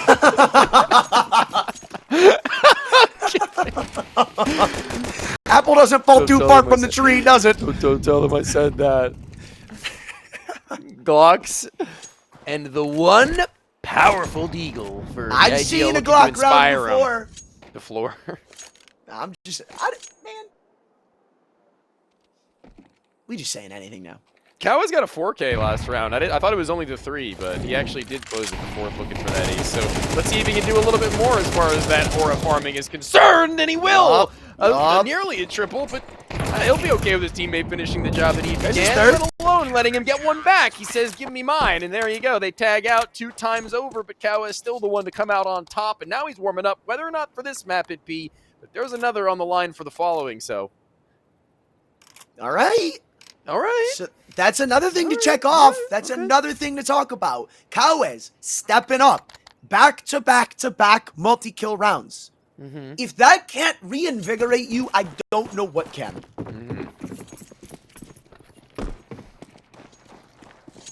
One thing they also don't really have to worry about is that in terms of like consistency, Woody's AWP is not like a fear-mongering item. So like, Coldzera should absolutely be comfortable in his own 2 shoes to get a little bit more anxious with his AWP and make some moves happen, right? Like, the only places I would be afraid to go for anything like a little cheeky are on an outside A main peak to where Woody might just be chilling there and sitting there waiting for you, or maybe just like a fast mid peak in which Woody could be on the angle also already. But like in terms of going for maybe a couple of boosts, a double player setup, a pillar on A site, that's a lot in which he could do that I'm pretty happy to actually say that I'm excited to see. I mean, I'm excited to see what these rifles are doing because it's already an opener that's stopping them from coming into A. Look at the utility they just robbed them of. 2 smokes, 1 molly, 1 flash left. You got to remember, we're talking full belts coming into this round. Cowes can also throw a molly at some point deeper into canals, and Ponter has one of his own. So, you know, counter utility is a plenty, and you can see it be used right now. They're gonna maybe try and go through it. They have no real other options. I mean, they have no other options. So, 30 seconds. I mean, they can't be quiet going all the way back to A. They can walk through mid. That's the only timing they can take. Saving. Yeah, they're saving. This is a crazy interesting move. Is it even max loss? I don't think it is. Do you think they try something a little faster towards A next round? I'm trying to get into the mind of an IGL at this point. I mean, they tried to get a lurker into A. Didn't really work well. The counter utility was nade molly and a really well-placed flash. I don't have high expectations for that. If you ask Dude, me, Mac 10s, drop utility, rush A, bro. you feeble-minded fella. Okay, well, let's see what they end up doing. Oh, they're not A spawn. I mean, they have to work buy mid it, is the right? new Like, play. there's Work mid with that's what I was lambs thinking. to the slaughter, yeah. But you can't save here, so yeah, that makes sense. The extra issue, right, is even if they want to send somebody like Tierney and Woody down to Mac 10s or even Tech 9s, they're going to be missing utility. So all they can do is, and you're right, a quick poppy play. If they do anything more than that, you can almost guarantee that the Red Canids win. It'd be pretty cool if they just took some like really heavy aggro mid control with numbers and then just reset and then popped somewhere else. I think that'd be a pretty cool move. I just don't think they have, especially because it doesn't take a lot of utility. It doesn't take a lot. You only need really one molly, one smoke, 2 flashes, and maybe one more molly, which they have. They're sub 1 flash. Everything I just said, they are. Oh, okay. Hold on. What the? There's a smoke to mid. Are they gonna set up case lock to try and get a little aggro here and then pop late? I might be a mastermind if that is the case. The molly into house. He's gonna eat it. The flash goes up high. They're too soon. They're way too soon. Oh no, Coldzera, he's already tucked as well, ready for the next drop in. Oh, you can't be serious. That was the play, that was the move. If he was just a little later, he would have been blind. He would have had a kill. Coldzera would have had a much harder time in trading in numbers. They would have probably have been in a 3 versus 3 or 4 versus 3 with weapons to retrieve. That seems like an uncharacteristic misplay in the fundamentals from the executions in which ODDIK took a time out to discuss. Yeah, like I think the biggest thing too is this spacing all over the place. You've got one guy practically in mid-house before the second guy is looking in the the wall. Like you can't do that. You can't do that. I mean, Coldzera's got early warning into either sides of this map, so as soon as he dies or gets a kill, they're just going to turn about face and be like, yep, they're still in mid. Here comes the A player who's going to start to stall out. One of the B players is going to be on high alert, and they're going to double clear him. Interesting. Or they're not going to double clear him. They're going to sit in the B site and just be kind of stagnant about it. I don't know how much I like that. They're not taking any forward space. They're not looking into E-box. They're not checking out B main. This is the way into the round. Yeah. Venom Zera, I kind of wish he would have taken, he threw the molly and immediately extinguished. Oh, I kind of wish he would have waited a few more seconds. This is your first clear. B players no do way. something. Oh, no way, he just pulled out a smoke. Okay. At this point, you can't do it. It's just over. You gotta man, you can take a fight if you want to, Venom Zera. You're right, though. Somebody had to do something. They just had to. There are safer ways of smoking B main. In addition to that, you could also molly the actual pillar just to ensure nobody's there before that, and then take your duel. He went through the process of being like, okay, I'm going to make sure I, like, in lack of a better term, slice the pie and make sure I clear every angle here. Was going to cross to sight and then smoke, and then just decided, I'm going to smoke anyway. He also saw his shoulder when he pulled the smoke, and he just committed to throwing it. That's true. Yeah, I don't know. Anthron, I think you might have willed something wicked into existence. I'm not going to get too ahead of myself, but if you've done the reverse caster curse, then something special may have just applied to this. As a singular A player, though, is going to look to be overrun. The staggered flash is very, very good. Venom Zera getting one there is still, like, a best-case scenario. There's no real world I expect him to do much more, but let's see how this retake goes when the CTs have bountiful utility of their own. Yeah, but they still have a molly. Like, they have a counter molly. It's not like you're getting in for free here and a flash. That probably doesn't do as much for you, but that molly, I think, is everything right now, and I don't even know if they're going to attempt this retake past a certain point. Look, 2 players still clearing out the depths of middle. Molly just comes in. They have a smoke to try and extinguish this, but, I mean, they're shooting themselves in the foot. With a molly like this, you have to wait for it to be extinguished. You have to wait for it to fade. You're still at a 3-on-4, and everybody is on site for some reason. Nobody is back in B main. They have to come flooding through the depths of short. This crossfire needs to be won immediately inside of the smokes as case locks. Nobody's on top of the bomb. They know somebody's here and you've got to protect the president, but nobody's considering it. There's no way. There's no time. Yes, there is. What a flawless retake of 3 versus 4. A split-second defuse, and everything for the Red Canids is flowing. The nades, the shots, the comms, the calls, everything in sequence and in sync. What is this game? It's a game where the Red Canids might be back. If that isn't an omen to the future of this series, I don't know what is. It doesn't get any better. There's no better scenario than that on a retake like this. Wow. I will admit, that had that to was light an up a eco. couple of neurons in their brain, surely. I mean, hopefully, right? Like, that is chemistry to a T. That is uninstructable Holy chemistry. crud. So, now what do they do? Because again, I mean, they can't sit stagnant. Not after a round like that. Ops on A, and Coldzera's pretty well attested to this angle. And Zera, though, quick spot. Molly drop, gives up mid, but they're coming in and they're coming in quick. Only one shot is that's all Coldzera had. That is a must-hit shot, and he misses. That's how we bring this back. Venom Zera, I mean, he set up his teammate in Coldzera as best as he could. I don't know if he called the flash that he threw over the top, but Coldzera was blinded by it on his re-engagement. Oh, wow, after all that always happens, dude. This game sucks. I hate Counter-Strike. Come on, man. Let's go play Valorant. You give me that level of hope just to have things crumble underneath 2 kills, turn 3 without a refrag? Okay, but again, to be fair, I think this was kind of alluded to. Now, sorry, that's, you know I'm what? kidding. Continue. You're so right. You snapped. Continue. There's been a couple of rounds now where even though the Red Canids have won, I think you and I are in agreement that there's just really not enough going on for the Canids. You got to think, that round, they play completely hands off of mid control. They don't ever peek canals. They never look B main, and they never do utility on A main. That round is as simple as, if they come in, we are hoping we hit our shots, and when they don't, it's very obvious what's going to happen. Again, this isn't a map where you can just sit stagnant, right? The rotations take so long. That's why you see somebody normally in Deep Palace or something taking jiggles on mid, but that literally never happens. Dog, I just feel like there's got to be a little bit more left. For every one that the ODDIK team has won since the spree of Canids, they've won like 5, I think. Whatever the math adds up to say that we're going to overtime, sure. Well, if the pattern repeats, if this is how the pattern goes, they can start to go on that spree once again. I feel like I've said That the same number would thing on bring the it to roulette 12. table. Yeah.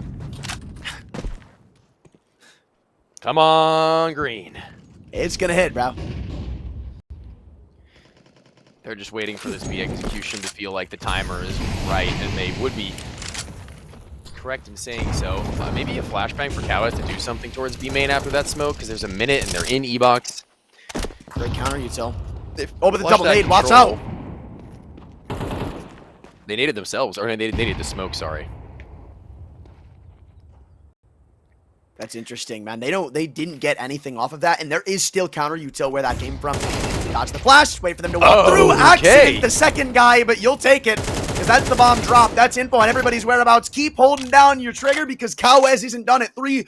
A reload behind the pillar, and a brother wants more. Let him go. I thought they were gonna let that dog off the leash, but he said, nah, I'll stay tame. That takes a lot. That takes a big man, better man than I. Oh, absolutely. Oh, you can't stop me from doing that. I absolutely will throw the round just for the sake of my own confidence building, or throwing. I've seen you in like 2-on-4s do that, put us back to a 2-on-2, and then say screw it, I'm gonna do it anyway. Well, but when you enter the flow state, you can't exactly leave it, man. Sometimes That's it's a true, that's mindset. Sometimes it's a mindset. Other times it's all intentional. Sometimes you black out. That's me. Live by the sword, die by the sword, man. Uh-huh. All you girls not be feet like Just this. win the 1v2, bruh. I got you there. I can't counter that. I can't. That's infallible logic. At Nico, bro, just hit the shot, man. Yeah. Don't understand how CS players are paid hundreds of thousands of dollars just to miss shots, man. But hold down now, though. If they don't get a bomb plant out of this, that's where things start to get a little wacky as far as their buys are in the late stages of this game. At 12-10, they're going to need to take a bit of a saveroo. Hit that 11-12 with the full buyback. Oh! 1 for 1, look though, at gets this. awkward. Cowes still stands.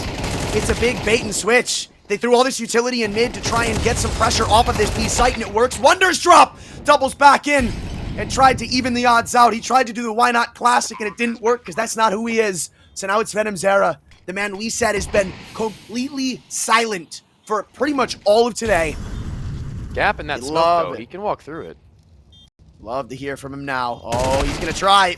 And actually, I thought he was going to fail.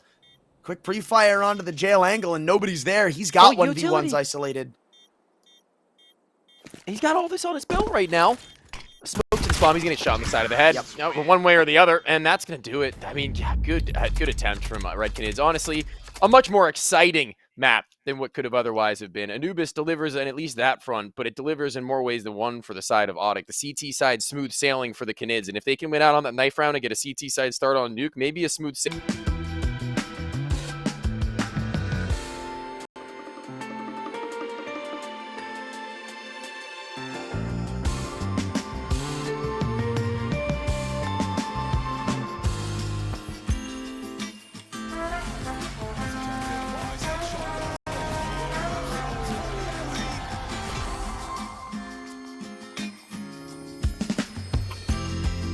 How's it going, everybody? Hope we didn't go too far away. The last map of this series on the night for the closed quali. This one, a bigger one than many, as this is the lower bracket. Loser is gone. Winner continues onwards for the fight for a spot in the Pro League. This pistol round is going to be a big determinant. CT side will have been gained by the Red Canids thanks to their knife round success. And just remember what they were posting on the ends of that Anubis game that seemed like it was in dire straits from 10-2. And now we're back into this one with them already getting tested on the outside, long ranges. And the pistols on this CT side are falling and failing. I am surprised they did not get that kill from Heaven. That is practically standing still. It's the world is your oyster, but they pulled it back. So Drop and Ponter can at least rest easy for the second. They still need to get some more control. They still need to get that bomb down. And I thought for a moment the Canids were going to come flying out of Heaven the second they heard the digits get punched, but instead, they wait. They've got Cowes, the one man with HP, a little far behind, stuck in lobby, but K-Slox is aware. He knows there's possibility. Maybe the off angle could have helped, but instead, no. Nightane now waiting for his moment of opportunity, his moment of glory. He's still sitting in hell, and they're too worried about K-Slox. Both have dropped down onto the floor. Nightane knows this is his time to shine, and all it is a game of delaying so he can finish the round. All right. Side start for ODDIK. I mean, if there was a better time for them to come alive on this in particular, it would be on the offensive, down, certainly not with a chokehold over top of them. They can breathe, and they have their heads now fully above water, and they're starting to kick. There's a wave that the Red Canids had once pushed upon them, starting to subside little by little, and an investment back. The Red Canids don't seem to be all too patient about wanting to re-involve themselves into this matchup. A tag, but one that is non-lethal, and frankly, one that I guess is a leg, actually.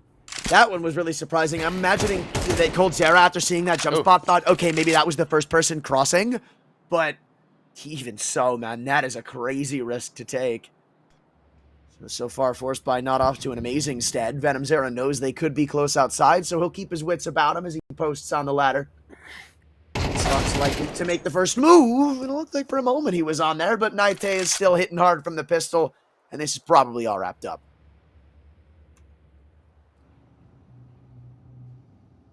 I mean, should very well be. Right? Had these moments before where, with greater weaponry, we've seen the Canids take these kinds of situations and scenarios that seem dire back. But those were entirely different circumstances. I mean, not the same map, not the same side. I also want to say even they were playing against, but yeah. Shifting into this nuke, I think it's it's a lot more optimistic for the Canids because of that last hurrah that they had. Because you started to see Cowes step up a bit. You started to see him start hitting shots. We needed an answer, and he was pointing to himself. Now, when the guns come out, we're going to see if that stays true or not. But I at least have some hope that the Red Canids will put up a fight here.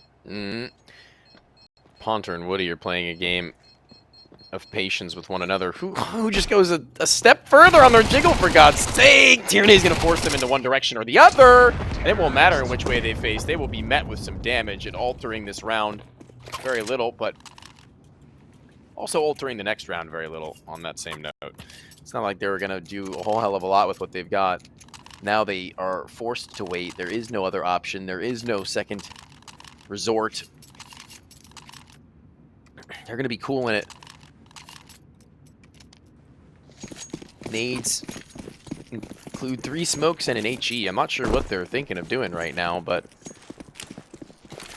1 HE isn't really going to cut it. Ooh, Maybe if there were like 2 or 3 on that same spot. yeah, but unfortunately, you know, I'm pretty sure it caps out before 52, so.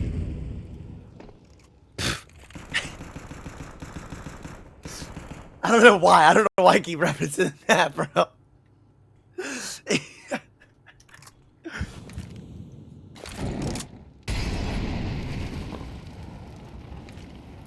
I don't even know if it's true. We're just spreading misinformation on the I internet. know, Could I be know, off it's by a just funny. single point. It And was I like would the be most an idiot. inoffensive comment I think you've ever said to counteract.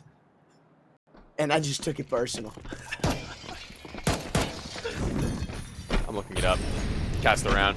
I am curious. I am curious. Cast what? Open door. The enemy is wearing armor. The maximum damage is reduced to 57. I was wrong. I don't know if that includes the dink, though. It doesn't say. I imagine that doesn't include the tag from the nade. I swear that used to be different, though. Used to be 70, apparently. Oh, no, that's Counter-Strike Online. Different game. You know, the crazy thing is, right? And I think I've told you this before, and you say I'm crazy. I could have swore to God I saw, and I only remember this because it was in a Super Stidham video. I swear to God there was a major or something with Cloud9 where they threw a perfect 100 damage nade. I swear on everything.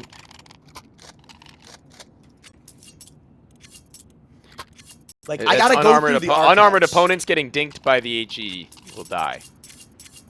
Okay, that could be what it was then, because I will die on the hill that I remember this being in a Super Stidham video, and I could have swore it was about the Boston Cloud9 major run. So, there's that for you. You're not free time. Right now, the free time comes with ODDIK running free outside, or maybe there's a cost to it, the cost of Knife his life. So far, he's been on fire, but they want to try to trade out drop. They've at least garnered the control they were looking for originally, but they're not satisfied there. They want more. Tag as a warning comes to the player in heaven. It's messy, and I'm surprised Caldera walks away with only a tag on him, but it's still a big up for the Red Canids, who've now got a 4-on-2 in front of themselves. Tierney's got to walk it back. Pank has to walk it up. And although they may be on 2 different sides of this one, it's the same coin, and when it lands, it's all Pank. Eating a little more than even that. Oh, I thought there was the world. But Tierney needing to make good off of the singular incision. I mean, he's got info on 1.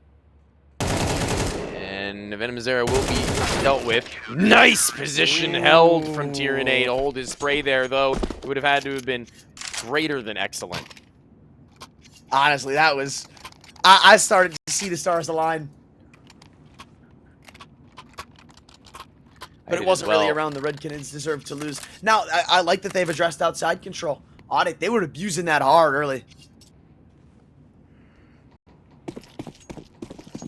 You think they shift into something as simple as like a relatively quick ramp or A-pop? Not a rush, but just a little pop. Honestly, I wouldn't be surprised. Oh, but no, they're it's actually doubling down. I was going to say, I'm a little I'm not going to call it surprised, but interested, we'll use. Especially because things just, I mean, like, they probably shouldn't have even gotten that that trade on drop, if I'm being honest with you. The late peek off of Coldzera in heaven is something that could have been executed, I'm sure, a little cleaner. But Woody's confident on this off. We didn't necessarily say he's an X Factor, but it's still a threat. So, as soon as I say that, he jumps over and takes a lot of flack going a secret. It's not like it'll be the craziest factor this round. Maybe instead it's drops M4 that is relentless through these smokes. Almost 150 damage from him. And now Kawes is teed up.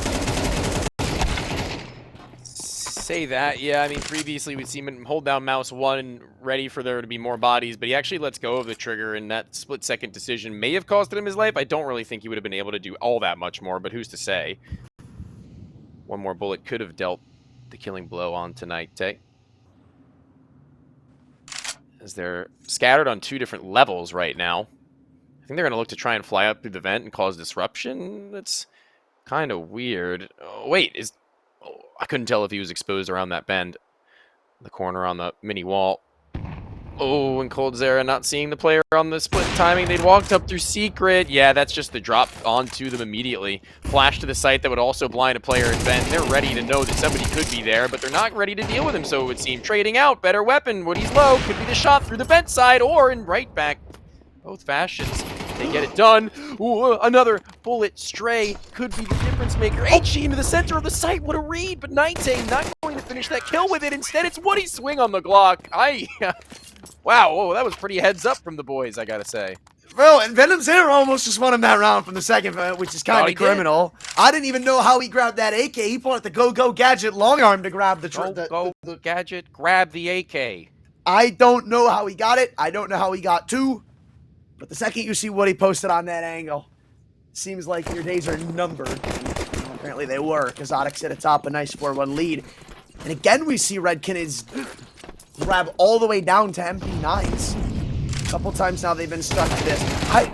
I'm waiting for them to do something aggressive outside, but this time instead it's a lobby crunch that finds them the opening pick. Cowes upgrades to an AK, and they walk away happy. He's not the guy that you want to give that weapon if you're ODDIK right now. I mean, if there were anybody who's looking to heat up, I mean, give him an AK specifically, and that's where he's done his best work. And here he goes on his recon. Back room is clear. Fall in. Everybody else on the walk back to better positions and trying to catch off ODDIK on the late round. Looking to get tucked into a nook or a cranny, but I don't know. I don't think that would have been heard. coldzera can at least continue on his mission in that area without knowing that he's been entirely compromised. It's kind of split, though, isn't it? Yeah. A little concerned. They're putting a lot of individualism into this round, and this is exactly what you want if you're the Red Canids.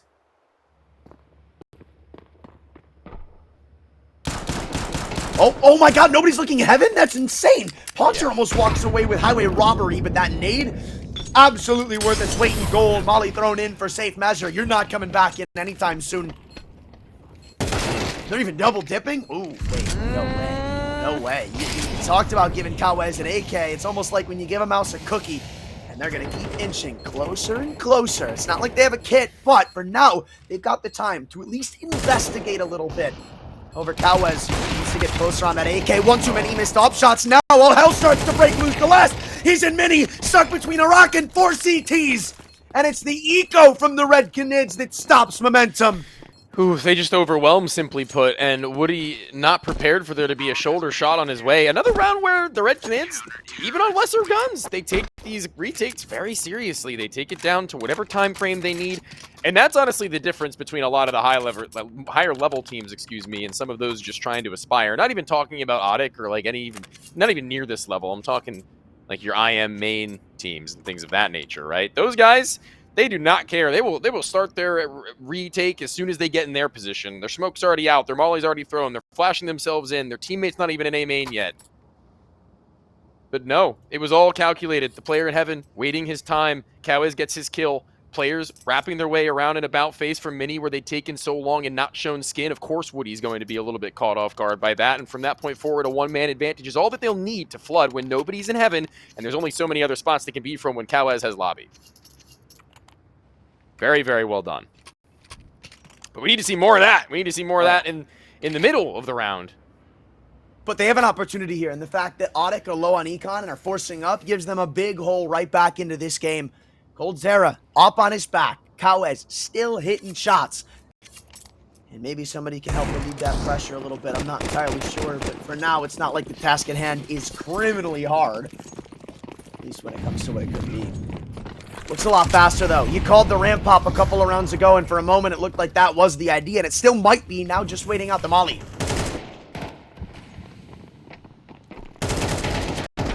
Shots to Ponter at the ramp calls upon coldzera's presence, and they're off never too far away from a rotation is ever reliable, and at least his one there he'll grab, trying to pull the Olaf Meister special. Nothing for it. Maybe he just wards them away from trying to go for the heaven wrap to where Ponter keeps denying them on their way back. It's a split from the 1-to-1. The ratio of the B bomb site defenders, though, still leaves Cowes empty-handed, but it shouldn't be long now before he gets his shot. And they got that bomb stuck over in secret. I mean, you had to do something, right? Oh! Eventually goes, What? strikes the bullet, crosses out, and Pank is holding it He down. did strafe. This round is winnable. I don't know how Pank has just done it, but the 3-on-2 now picked up the M4. Don't even have to worry about the Galil. With the smoke, he's going to start licking his lips. Primed and poised to potentially steal another round off of the Canids, who did everything right up to this point, it felt. Good bit of utility, though. They still have to try and claw through, and it's not entirely planted for them, or maybe it is. I thought it was planted backside of the silo. Doesn't matter. When he falls, but Pank is still somehow making ends meet, and they have a kit, thankfully, or else that was just ass up. Yeah, I mean, it really helped that they knew that they couldn't be playing immediately from single door. That smoke really just changes things. It could have walked through it on a timing, could have split, could have gone even towards, obviously, the windowsill. And coldzera can feel confident enough knowing that at least one of those players is not nearby, given that that smoke only had just plumed moments ago and he was holding for an aggression from the left side. So another round and another retake where, again, it's just the communication's good enough and the reads onto where they can be are a little bit better than even that. Pank hitting shots, something that you can't account for when trying to brain out a scenario, but this is already a better look in terms of retakes than we'd seen from that last map. Well, except for the one really good one. Yeah, except for that one. Everything else was kind of falling flat. Well, here's a real cool statement. If you don't let him into the site, you don't have to retake. The more you know. That's nice to know. I'm just saying, man. Keep doing that. You won't have to worry about a retake. Oh, and guess what? What? That's a multi-kill from Venomzera. He's been looking sharp a couple rounds he's back. in this game. Oh, he's back. One map, he might be back. That's all they need out of him, really. I also feel like just the story of this event as a whole benefits from featuring coldzera in it. The return to Pro League. It'd be cool. Highly unlikely, but cool. You want to play a fun game? Sure. The game is called Guess the Last Time That coldzera was in Pro League. And for bonus points, you can guess the team and the season. Ooh, okay. Total 3 points you can earn right now. Okay, so you're saying I would have to guess the year, then... I don't think you're going to get it if I'm being honest with you. Like, I'll actually bet money that you won't. Okay, I'm going to imagine... It's a trick question. I'm going to give you that as a hint. I'm going to imagine the last time he did it was with... Okay, are we talking active or benched? He's playing in it. Okay. Let's say... when did he get benched? Kicked from FaZe. I'm going to say it was on FaZe. I don't know if I can give you the year. Just do it for fun. Season, but I'm going to say FaZe. Let's say 21. Okay. 2021. Yeah, it was Pro League Season 20 in 2024. Oh, wow. About 9 months ago with Red Canids. Oh, wow. Oh, wow. that is the trick to the question. But okay, this round will give us at least that time to run down memory lane. I thought when you said trick question, it was going to be like, oh, he was benched on FaZe still. No. If we're gonna do the actual time before that, it was in 2023 at the beginning. Season 17 was 0-0 Nation. I forgot they made a Pro League. Pro League is a very interesting thing considering the number has just scaled in the team list. There's just so many teams that attend the damn thing nowadays. That season, I think there was close to like 30 teams in Pro League, but okay, coldzera, I mean, he's looking like he wants to grind his way back with the way that he's been offing so far today, and just playing in general, the rifle even actually more particularly many a time, but still no slouch on the sniper. Playing Quesarado is Venomzera, the young and soon potentially up and coming. He stayed alive for as long as he could. You can't just sit in that position forever until somebody comes and helps you, and no one arrives. Two-man on his post. Drop never decided to come in. But it don't matter. They're still sitting pretty, and they even got this vending push coming through from coldzera right now. So half of the map is entirely cut off. So long as they can keep at least somewhat of a stakehold on outside and drop, I doubt he's going to commit to a fight, but he's going to jiggle this. He knows nobody's outside. All of this is confirmed free for the Red Canids right now. And their lives are made so much easier. I'm kind of surprised they don't even have coldzera walking up a little bit more with how hot he's been playing, especially walking pick specifically. I'm really impressed with how well coldzera's done in that field. But they're just going to double up the A site. They go down low, or they're more equipped to play retake, they say, and they've got the utility for it. So drop eventually moves back in. Quick spot, Nice, sees them both, takes K-Slox with him. And the Red Canids will soon extend their lead. Bomb recovered. Tierney coming back in for a mini. There's 2 players here to stop his little onslaught coming in. Not even so much as a scratch on him. Okay. The CT side is started to give us some signs of a heartbeat, and now very much so alive and well. I mean, 7 rounds, assuming they convert this one. That's okay. That's okay on CT side nuke. It isn't good. It isn't great. It's okay. It's okay. 8 though. That's where we're looking at a pretty decent territory. I'd say that's decent. You got okay, decent, good, and great. Sure. To be fair, we haven't really seen their T side yet. Tierney trying to beat him to the bunch, go down the vents, maybe make a miracle happen. He at least gets to the ladder, but Pointer is more than ready to deal with him. You're not that sneaky, buddy, he says. Quick 5-on-3 again. K-Slock stuck behind the molly. Adjustments are made. Tech 9s, they have strength in numbers, and when those numbers start to dwindle, well, you're grasping at straws. Drops at least isolated in garage, likely their next target, or not. Venom's Era, long range, 2 headshots with the M4, cool enough. I'd like to post a redaction to my statement, 7 to 5. Sure. Or rather add to it. It's okay, but it's also less than ideal. The 2 can both simultaneously exist. What, 7-5? Yes, it's both okay and also less than ideal. That makes sense. I think... What was the equivalent back on MR15? I can't do math. 9-6? To what, 7-5? Yeah, 9-6. I think 9-6 is better than 7-5, if that makes sense. Well, I mean, everything when you give it an extra round gap is better, but just by inherently being I mean, from gap. the team that's got 6. Oh, Yeah. I guess you also got more time to lose. Exactly. Or, I think well, that extra, win. those extra few rounds that you would get another rifle in the mix, I think is what I mean. Yeah, that's true. Yeah, that's true. Yeah, that's true. Yeah, it's pretty true. Pretty true. That's pretty true. He inboxed a Pointer. Ruby, by the way. That was crazy. Who? Okay, we gotta have a discussion. Wait, who? I didn't even...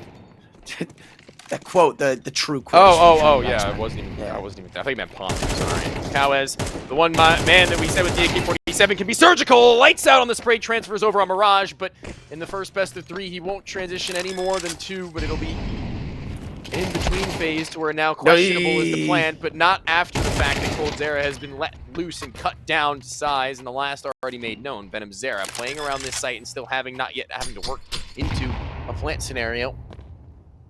Nade hits off the wall. 51 damage, by the way. And Nite is just going to keep holding down this stick now that Woody is holding his angle in line. He's got a good amount of utility here to try and isolate one of these duels if they were on the floor. But Nite, I mean, he's the only one, and he's covered by this silo. So, yeah, good luck breaking them apart. The shadow is going to be seen in moments by Woody. If he were to go out a little wider, but... He's playing this as slowly and cautiously as you have to for these to work out, but not cautiously enough. It's that less than ideal, okay, 7-5 for the Red Canids, and maybe ODDIK are going to be able to sneak their way to a tie game following a pistol at the beginning of this next half.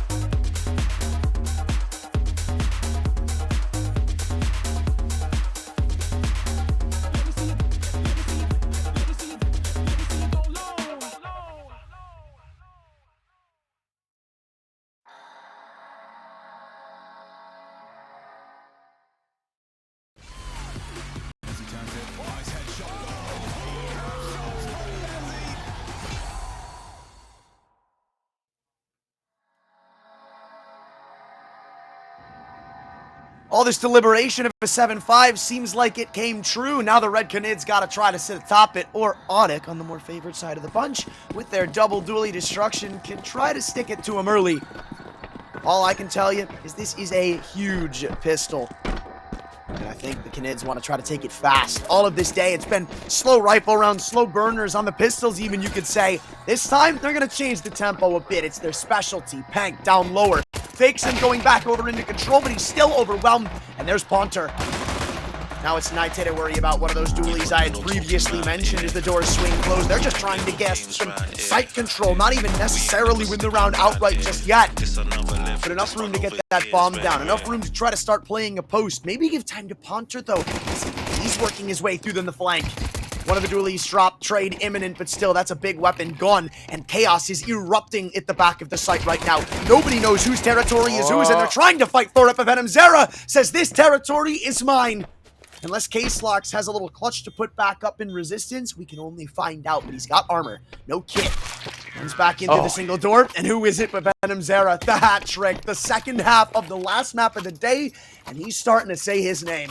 I mean, you said it. He only really needs to be here for one singular map in order to get over the line as far as right now is concerned. In the future, maybe that's going to have to change a little bit. But here we are today, and in this moment, Pro League life and qualification chances are still very much so at stake. So goes that 8th and goes a nice little force buy to which Red Canids are going to look to swap down, and at that stage be double the round count of their opponent with a massive buffer. But Pank's Deagle, it's going to have to say something about this one. Collateral damage, minimal, but still significant enough to where maybe later on that scout can have some impact.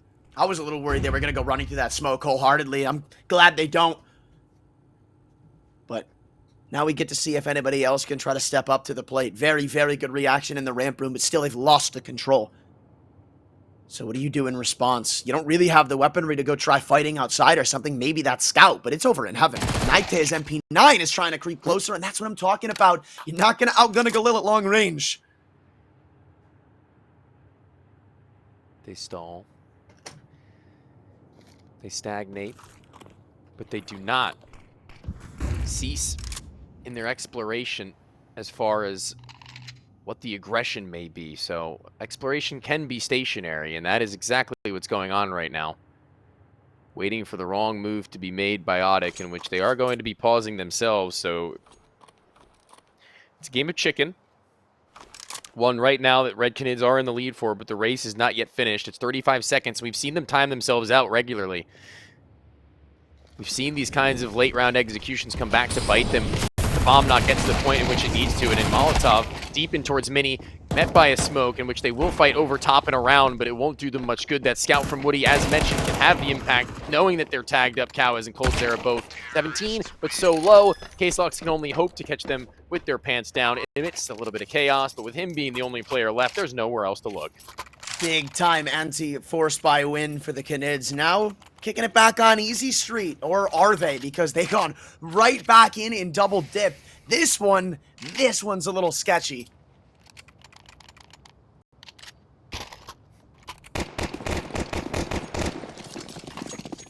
Maybe they're onto something. No, 5 MP9s. I'd like to see them try to do something a little more aggressive with this one. I loved the double drop in the last round, though, or at least the attempt to come down from hut, both of them.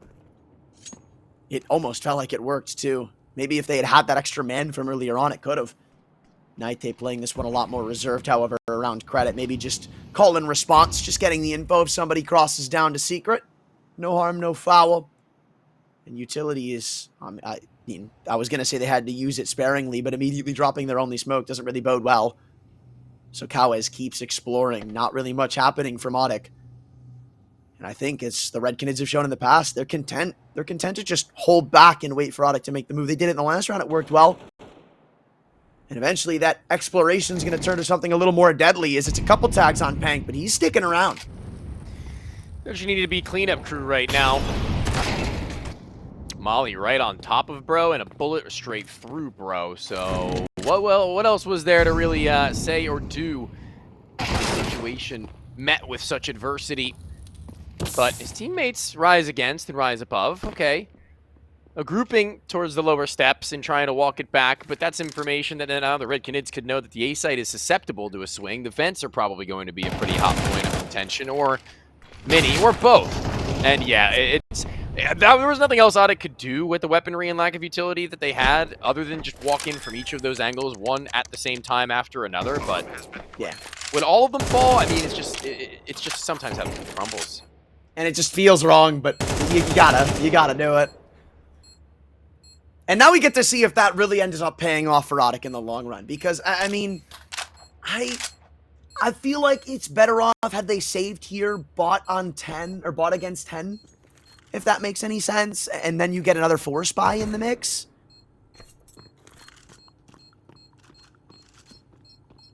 But who knows? Could be doing math wrong. All I know is Woody's looking for anything bonus that they want to give him over. Don't think he's getting that Galil of Cowes over in secret, but actually I think it was even a Mac 10. I don't even think it was a Galil, so. They shake hands and call it a day. Likely to be 11-5, and I guess we get to see ODDIK's run of form. The Canids tried it on Anubis. They got pretty far.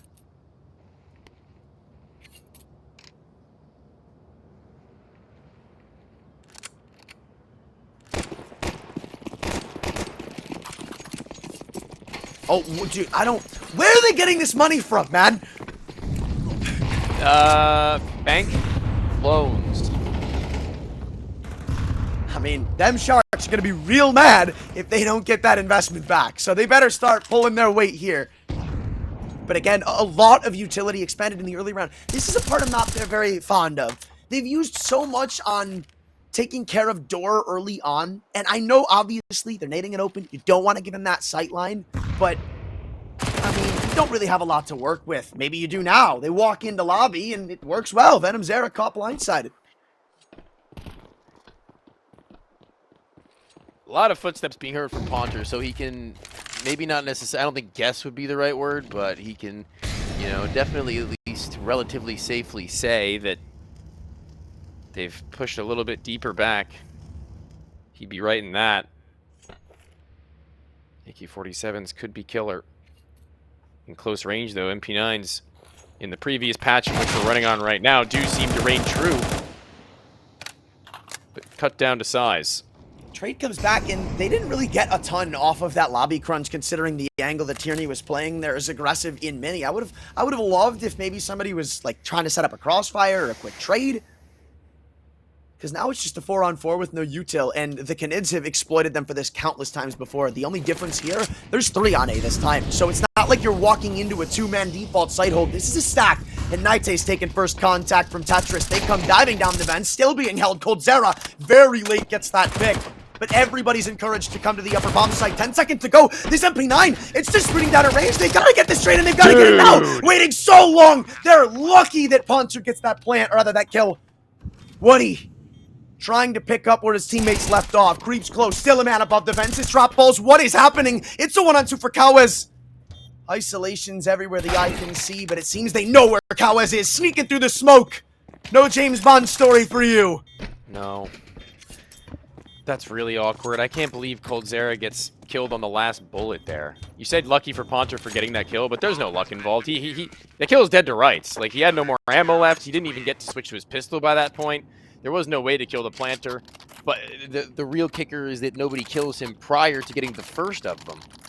I think they just overcook it, honestly. I know obviously the idea is event drop, but event drop at 25 seconds or less? But do you expect there to be a player still on B with 25 seconds or less is my I mean, my absolutely. Or at least so openly. Maybe in RAM. At least so openly. I mean, well, yeah, but it's not like they had an op. True. I don't know. It's a lot of lesser of two evilings, and I think that they just, maybe not necessarily overcooked, but they just made the wrong call. Maybe they did I don't know. If they walked into A, there were 3 players there, so it's like, I mean, yeah. Just don't die to an MP9 on attempt to plant. Smile. Preference at the end of the day. Really. No ops on either side. That's something that maybe they could work towards the outer yard and maybe a little bit more comfortable if they do it in a pack. But it's the But they opposite. hesitate. Yeah. And look at the swarm of ODDIK around this ramp in heaven area right now. Which is surprising. I don't actually think the Canids have attacked it that much. I think they've done 1 or 2 T rounds where they've gone into ramp, whether it be early or late. But a majority of it's been outside. Lobby hits toward A. And they're going to try it again. Run it back. We got the util. Why not? Oh, that's not good. That's really insane. not good. And Moody's on the back end. That's so easy, and he knows when to get out. He knows that if he goes in for another duel, there's a high chance he might not win it, but his teammates are going to be able to hold on the line if need be. And when he re-engages, sure, ramp might be open with 30 seconds, but you need both players to commit to such a thing, and they haven't.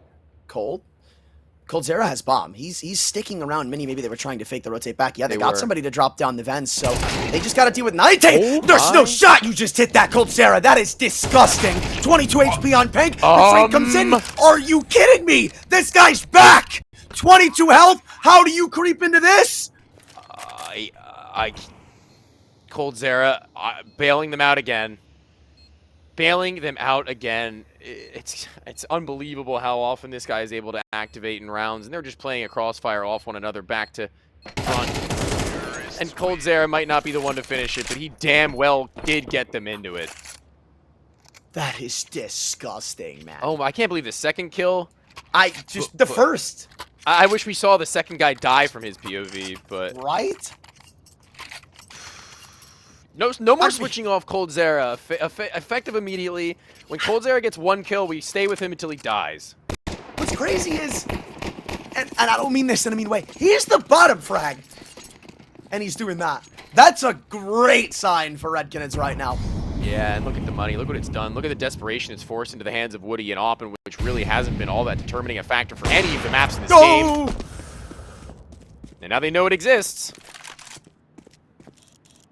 And you remember that boring game of Counter-Strike I was talking about before? Yeah, well, the CTs unfortunately don't have enough to play that same game. It's going to be a one-sided affair for the Red Canids. And they can't stop you from getting down secret here either, which is really unfortunate. You almost guarantee if they had it, they would use one of those mollies to try and delay the cross, or even just get that info, right? Throwing that molly would either delay them to where the smokes are about to fade, or Woody's going to hear that tick as they go down. But this is all unconfirmed, so they have to throw that smoke. They have to respect the idea that somebody could be down here. Little do they know, there's 3 sitting on the other end. You want to pincer them in? Go ahead. It's exactly what Drop is anticipating, or rather waiting for.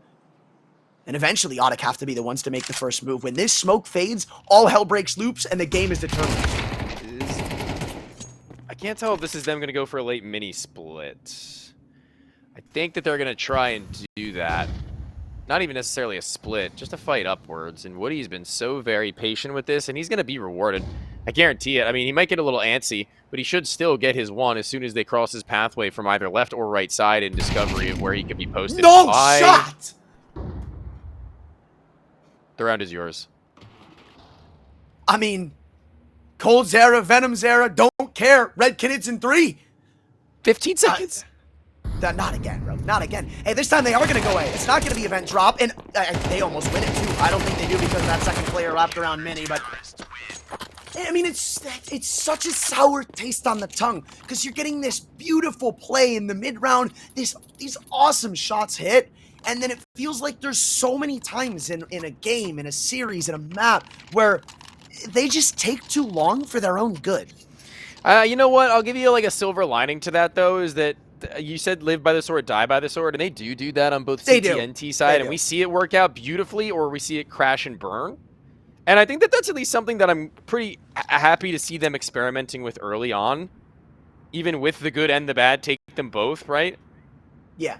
Because I'd rather that than see them just rush a lot and look like the same. Because like there's a lot of like, what's the word?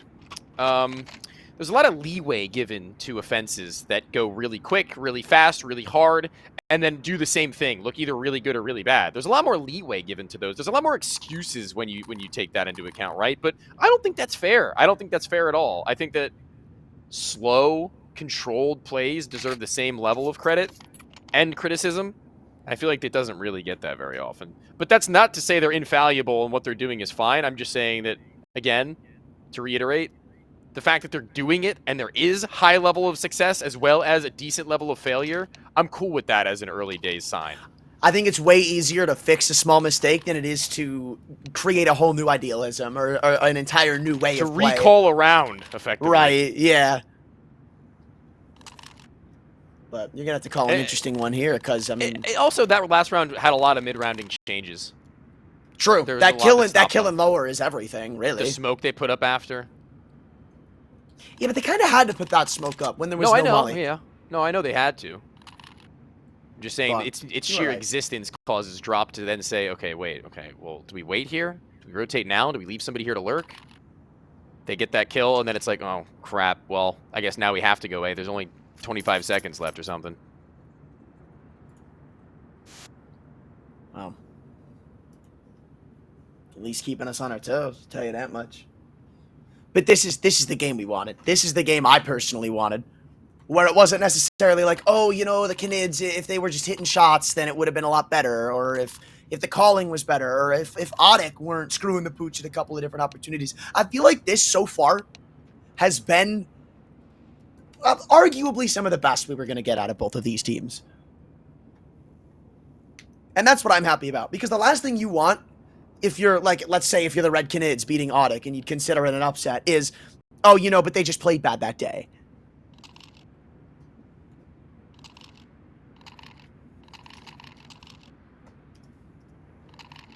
So, very happy so far with what the Red Canids are putting up. But it's not like ODDIK are going to lay down and die. For this round, maybe it's a little bit of a intermission for them.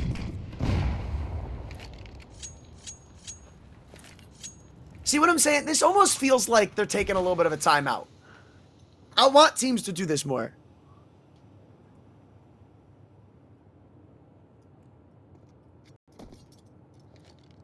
I wish we could get more information on what's going out on timeouts nowadays. Like, we get, like, those little insights, but I'd like for, like, a really old one to get leaked. You know what I mean? Like, one that doesn't really matter anymore.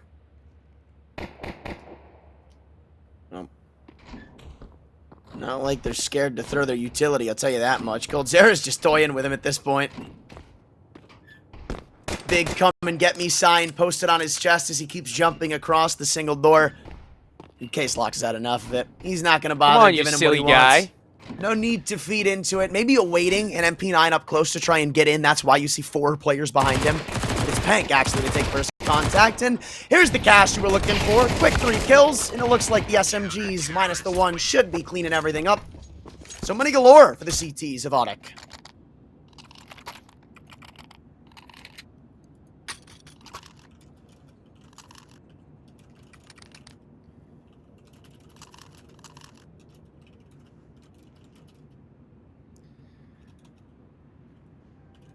Woody really is not feeling that AWP. He doesn't really want anybody dropping it over to him. Case Locks very well could have.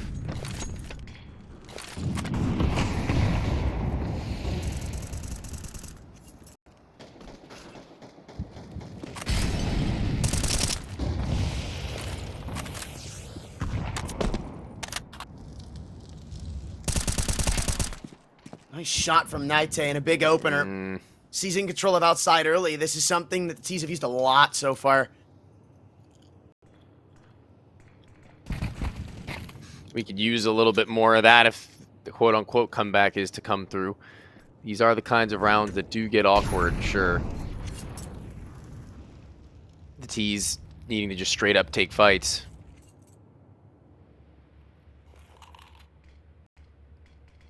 But other than that, I think Tierney's got one leveled out. The second Coldzera jiggles. The pop into A, I mean, it's not even really set up right now. It's them looking for that close range MP9 question mark, you know what I mean? Like where they've played before and hoping that that'll give them the room to cook with, and they could be right. I mean, in terms of likelihood, but it isn't here. 40 seconds left. Now they've just got to go all in for it, and Coldzera is ideally the one to lead this charge. Tierney, power pole position to be exactly that player, but maybe a well-placed flash facing towards mini side causes him to drop.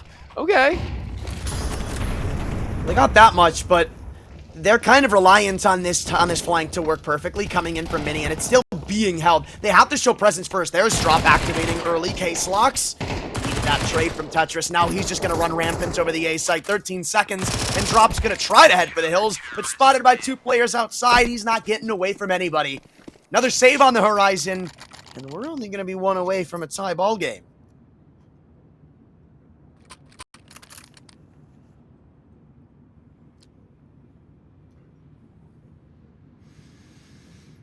That's what timeouts are for.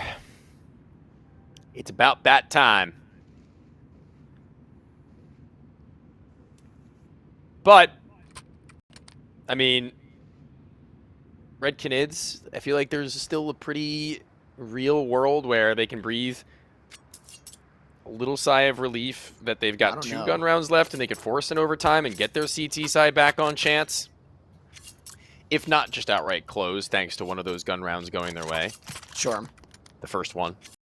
I'm going to play devil's advocate and say a lot of the rounds that we've seen the Red Canids get as of late are off of, like, crazy heroism. I think this is an OT. I'm feeling an OT. I'm feeling it. Am I liking it? It's got the ring to it. Actually, yes, I am liking it. I'm only liking it if they're game. playing at peak form, which they are so far. Oh my lord! Oh, he gets him! He gets an M4. He gets a fast run up towards heaven. If he'd like it, at the very least, he's a thorn in the side, and they need to clear him out soon. A smoke in defense, and Woody back from ramp. It's all for naught. And now the heroism in which you were speaking of that had a glimpse of possibly manifesting itself just doesn't fully come to fruition. I mean, that would have been DEFCON 1 right there. I mean, it doesn't get worse than that because normally, right, you do that ROPS drop, it's your mini player, and ROPS drop. It hurts you, right, as a CT, but you at least still have your A players. You still have your outside player. That wasn't K-Slox. That was Nighte. That was the guy who was playing Heaven this round. So there was so much room given over to the Canids. Now, it's just business be right. So they're happy about that one. I'm just going to say it. That looked like it was a headshot to me, but I digress. Philip Caldera once was something you would talk legends of. Now, it's just another gun on the ground.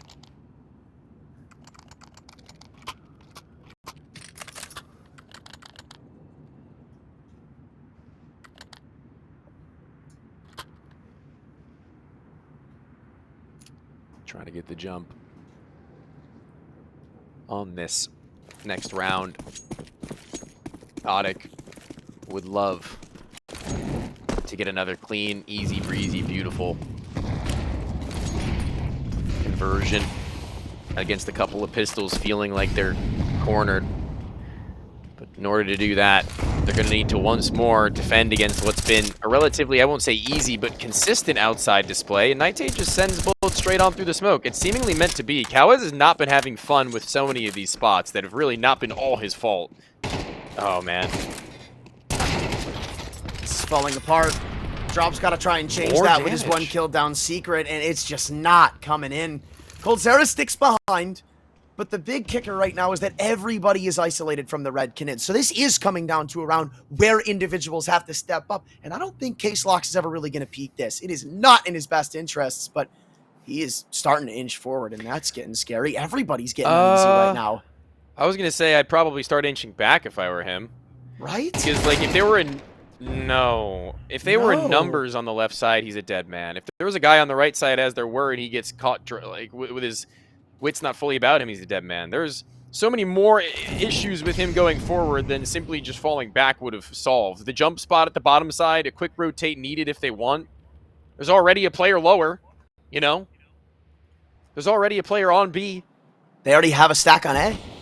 So what's there to lose in just cutting your losses? And cutting them down to size is Coldzera. It's over. I guarantee you it's over. There's not a way in hell he doesn't clear this on his own if his teammates wouldn't burst. Pank was already made known positionally, and as the player who floats between these areas, he is in lobby now, and they're going to be very attentive to it. A smoke to Squeaky, a molly to Hut, and only now will there be 1 player to hold and the rest to know, even if the first goes down.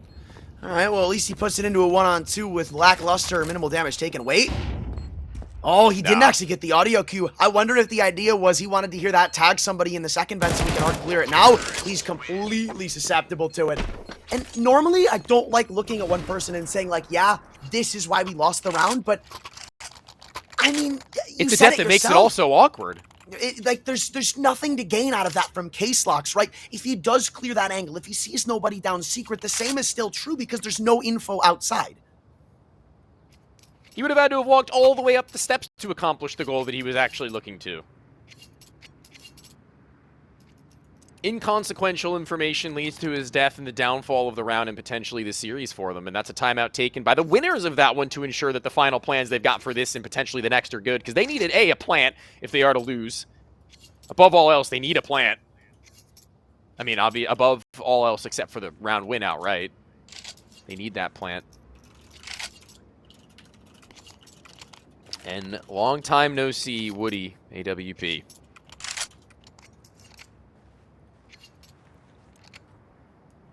Need it, though.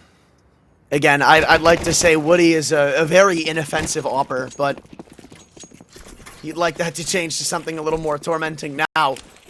Outside, though, he's usually done, I'd say, respectably well in ensuring they have it when they have the artillery around it. But he might get a little more than that. Oh, look at this from Nite. This is what I've been waiting for ODDIK. They've not done a round like this where they've sent somebody all the way up outside, but it's still cleared. Cowes understanding, but apparently not enough to get the kill. The trade's still lackluster and delayed. They're giving him multi-opportunity, and the trades still favor the ODDIK side.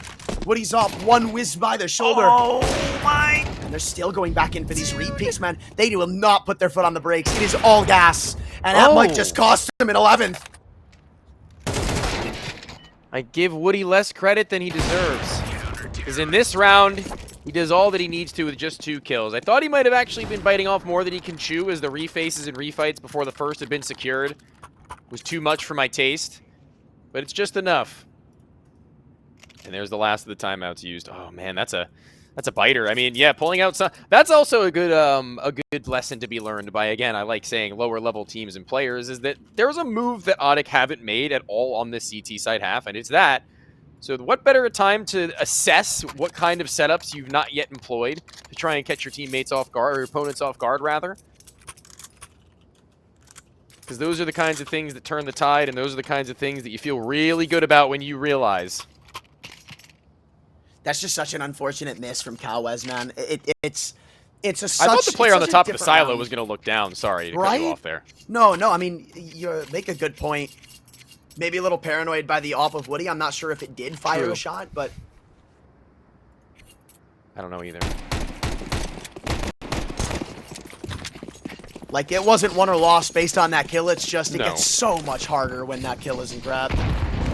But here comes the pop. Change of pace and a change of heart. They're met by the Molotov, and they have to respect it long range. There's the the M4 of Tierney, but he can't get out of harm's way. I'm a little shocked with that. They only have one more smoke right now, the Canids. It's got to be like a death ball, dude. They got to group up, and they got to run it in. I think ramp might be the move later on. If they can retrieve a nade or two here and there off the body of their friend and Fallen and Ponter, they get an HE. Alternatively, they could try to flood in through Squeaky Door in troves and let Cowes be Baitmeister. Yeah, I tentatively want to say I don't really think that there's a good call to make right now. There really isn't. Yeah. I think you need a mistake from ODDIK, and that mistake could come in the form of throwing a lot of this utility. Because all the Canids want right now is a chance, an opportunity to make this in their favor, to take a fight and win it. And it will be another late one. But they've only got one smoke left to put wherever they want to. And is Woody really going to give up outside control to come and throw that smoke on? Answer my question for me. No flashes, too. Are they really going to wait until like 15 seconds?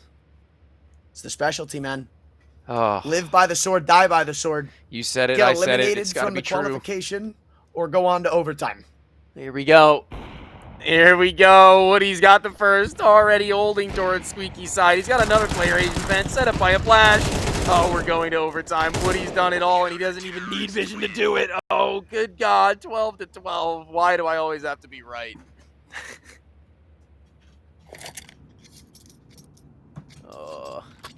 It's par for the course, man. Shut my big mouth. Shut my trap. If there was any to be it, it's definitely this one.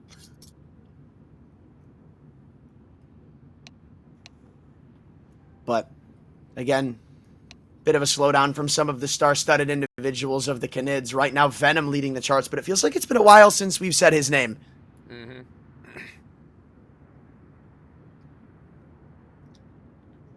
But I also would like to say this has been a whole team game. I don't really think there's a single player in this server who hasn't had a moment. I think Tierney is probably as close to that as we'll get. Sure. I think Cowes actually probably has more than him, despite having one less kill. But I don't really think that like I said, that's as close as we'll get. I think that that's inherently true that everybody has had their fair share of time to have impact made known widespread. Maybe a bathroom break for overtime, as it's been a pretty long series and a long day. Makes sense. Sometimes you gotta use it. Nature calls. Use it or lose it, pal. Man, I drink like 3 energy drinks some days. I definitely gotta use a bathroom when it calls.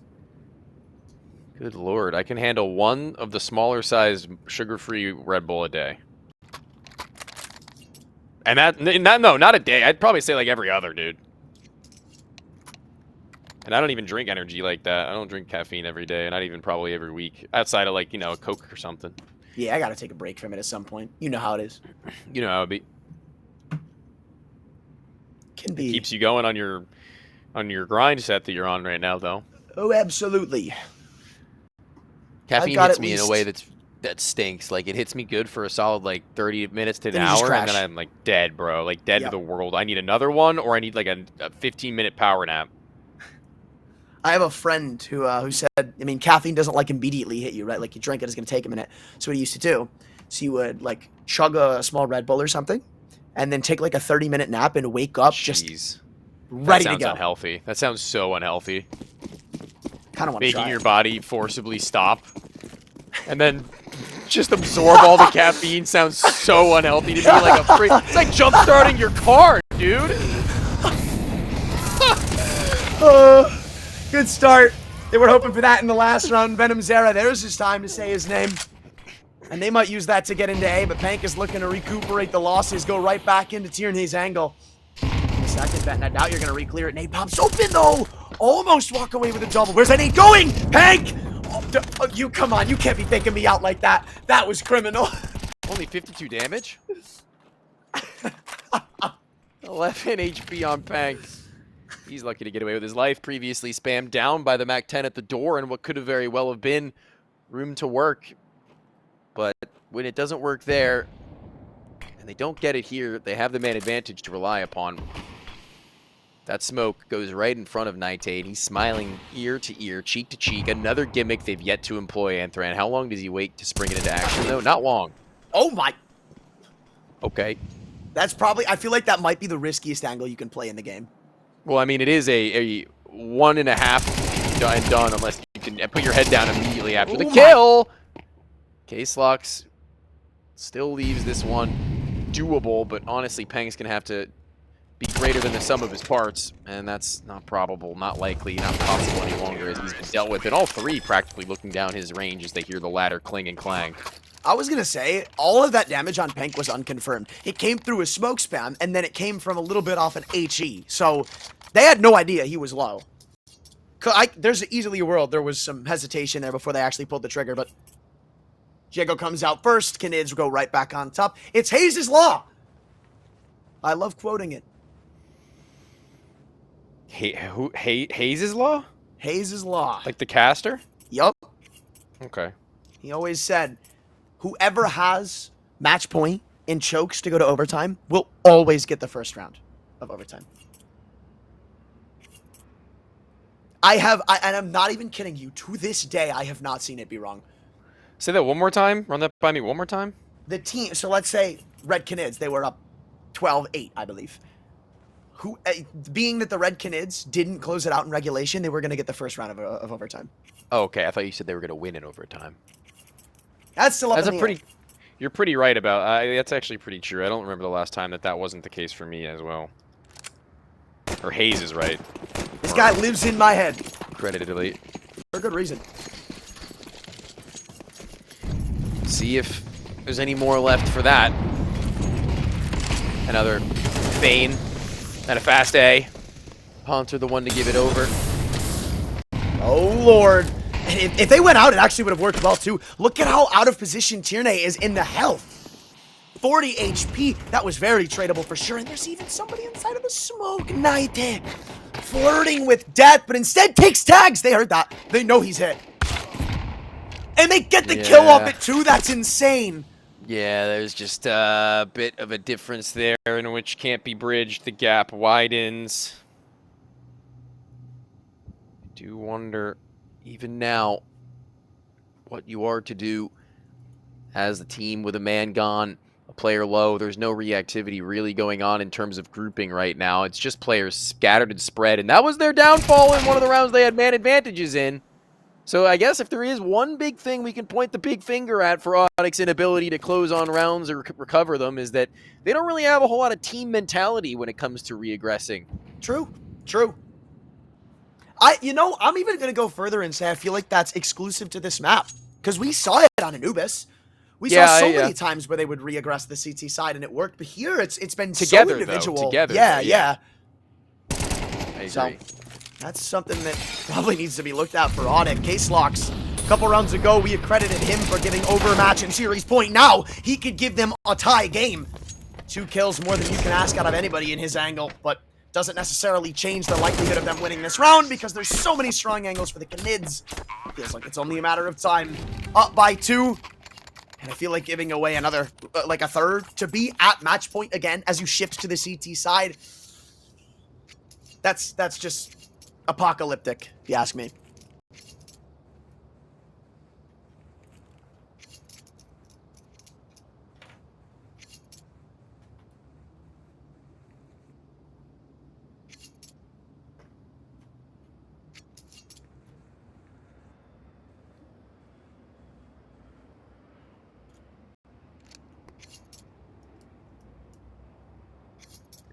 What is going on in the camp of ODDIK as far as their next play? I mean, they've tried a couple more gimmicks that haven't been brought out and shilled. They've worked to mix levels of success. But it's yet to net them anything substantial.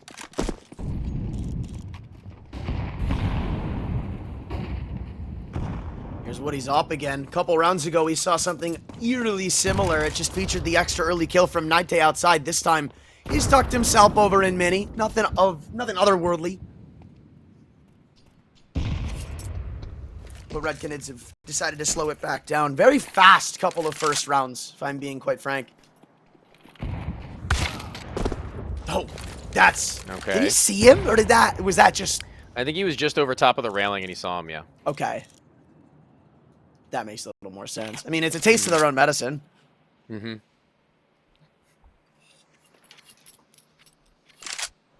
And again, this is where Red Canids and many a team fall into the pitfall of kind of needing to stall out when they're a man down at this stage in the game on T side. Like, again, like Nuke is kind of a reductive map sometimes. It's some of the reason why I don't like Inferno all that much, because there isn't really a whole lot of deviation from the plan outside the first 15 to 30. Unless you get that space in that time frame, which they don't have. So now it's just awkward trying to use the lesser number of bodies in order to push downwards, with the utility also having been dropped to the floor. Bodies seem to do the same. Night is Mr. Smoke Spam. This time, though, shut down by drop, and now there's not much time to do anything other than get a move on. I mean, it's a really good kill, and they had somebody here before, so this is not going to go undetected. The Red Canids will be clearing out the rafters, but they need this player and ramp to come through quicker. Ponter can't be that late. Or maybe he can be if he ends up finding a kill with it. This is an advantage exchange, but now, again, 12 seconds, and then they're going to go back up to A. They don't have time for this. Just simply put, they literally cannot get a plant out of this. If I've done my math correctly, they don't have somebody here in time to try to stop this from happening. Through many. There it is. It's kind of frustrating. It is a little bit frustrating. I giggle, but it's something that continues to plague this team, and they had a full belt of utility on 2 guys. I know it wouldn't have been easy to try and lob it out in good spots and space, but it's another one of those where you're like, surely there's not still a guy on A with 12 seconds remaining, and I mean, to be honest, they'd be right. Like, really? I'd probably be saying the same thing. You know, I kind of wonder how you call that. How do you call that on the fly? Because when it's 14 seconds, right, and you get that kill, I think it's that kill that they find on the lobby push from who was it? It was Ponter, I think. Yeah, Ponter and Ram. Then that, I'm assuming that's what decides to have them going back up toward A. That and the kill and vent. So when it's 14 seconds like that, you already, let's say Coldzera, doesn't get killed. You just narrowly get the plant. If you even take an extra second to process what your IGL is saying, you don't have enough time to do it. So I do legitimately wonder how you call that. Go away. All right, Rotate. Go vent, go vent, go vent, go vent. That's kind of what I mean, right? Because I'm assuming he's like screaming it in the moment, and he's not just saying like Go away vent, once. go Right? He's probably like saying vent! vent. But in the meanwhile, all of these communications are happening, right? They're like, oh, maybe I needed this, or we just got this kill, or like I killed flank, I killed vent. The soldiers listen to their captain. Either that, or the comms are so crazy disciplined that, the second he calls something, there's so much that can go wrong. That's why I'm curious. Well, I mean, these guys are seasoned like jerk chicken.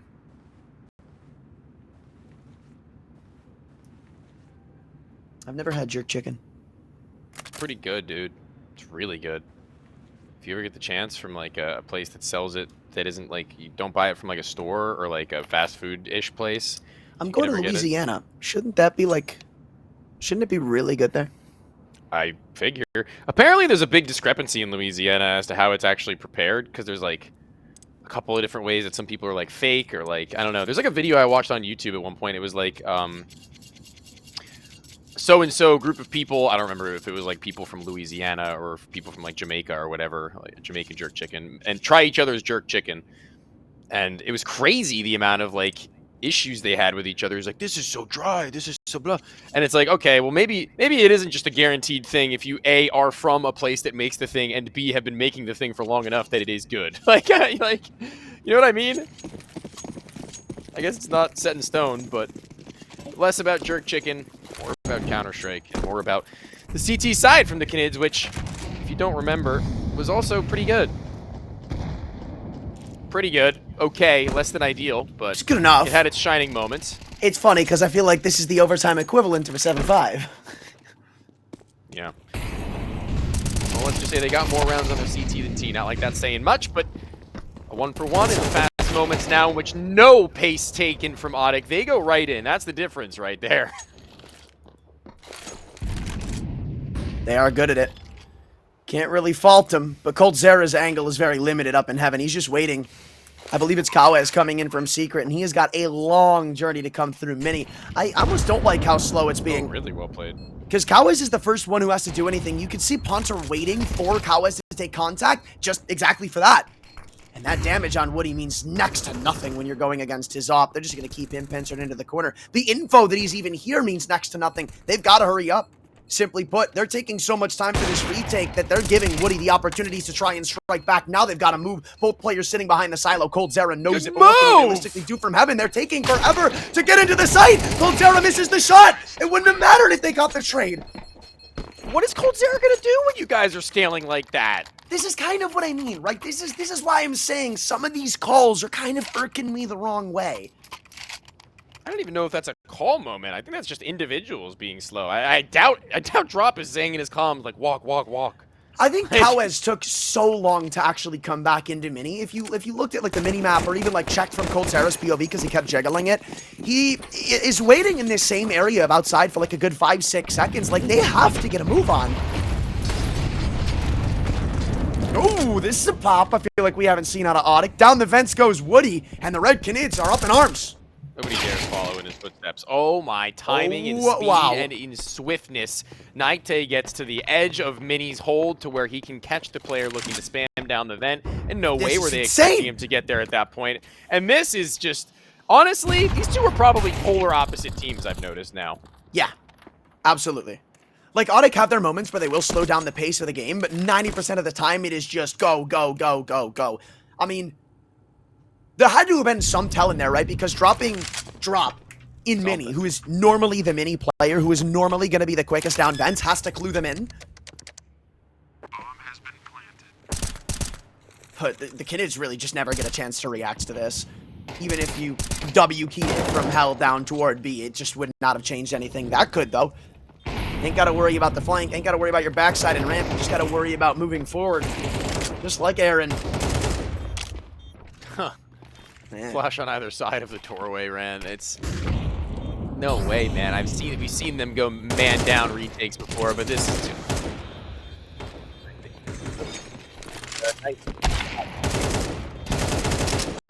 Oh, that's a Night round if I've ever seen. He actually cements himself as the second highest rated player on the team, surpassing Pank and Woody, who he was tied with previously, and finds them map point and series point and Pro League life taken away from the Canids. I think this would be a crazy upset, personally. I don't know about really? I thought you were kind of in the camp. I'm on ODDIK's team, but I still think it's an upset. I think these two are probably in the same boat as far as I'm concerned, personally. But like, I don't really think either beating either was me gonna be like, what an upset. Sure. Oh my god, and they're still going. No slowdown, nothing whatsoever. Team, after all. Flashes come out, but the kills don't follow. Kawes is on the site, but the backup is there. There is no point in going out to your certain death. Need a speech from Ervin to do that. Yeah, I'm gonna keep him going. I got you.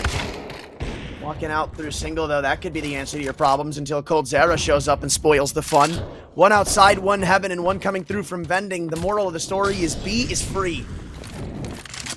The rotation down into the left side is the MP9, and he knows that his distance is not going to be an easy one to draw. One flash from Caselocks, and Tierney may be a hero, though.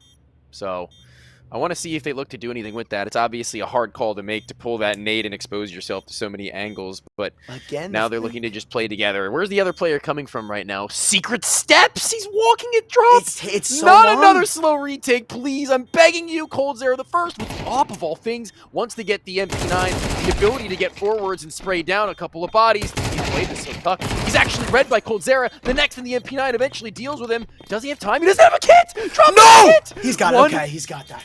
Oh. Counter-terrorists win. I need like, how many times, man? How many times y'all gotta lose the time to understand? Like, it's not me who needs the Red Bull. Did I, like, take their last energy drink or something? Is this our fault? I mean, it might be. Who knows?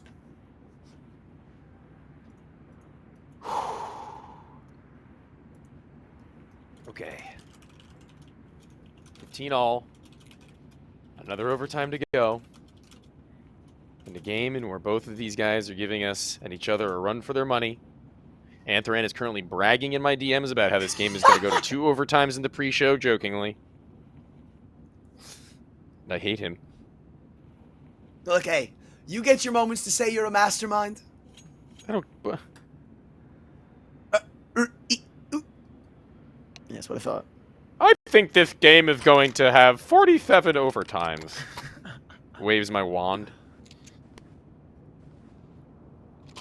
God, I hate you.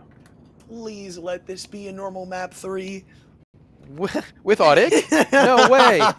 With Canids? No way. Cruising on down Nuke. Train was relaxed and feeling good. I would have said cruising through Cedar Creek, but... Coldzera's ops looking good on the Magic School Bus. How is nobody right made, on like... the Pro League School I feel like Bus. there's been no parodies made for, like, CS teams, man. Come on. I'm gonna start making them for you. Don't worry about it. Do it. Thank you. I'll be like the Fallen Kingdom guy of Counter-Strike. Captain Sparkles? No, the guy... No, what's the other guy's name? Something Ninja. Captain Sparkles didn't make it. The other guy did.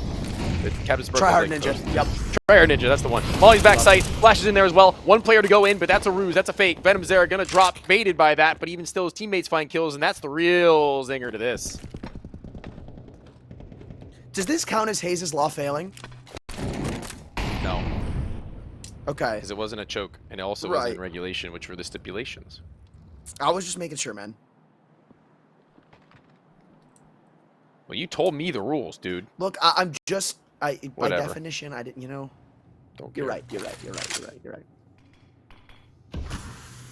I'll have to hit him up and maybe add an addendum to it.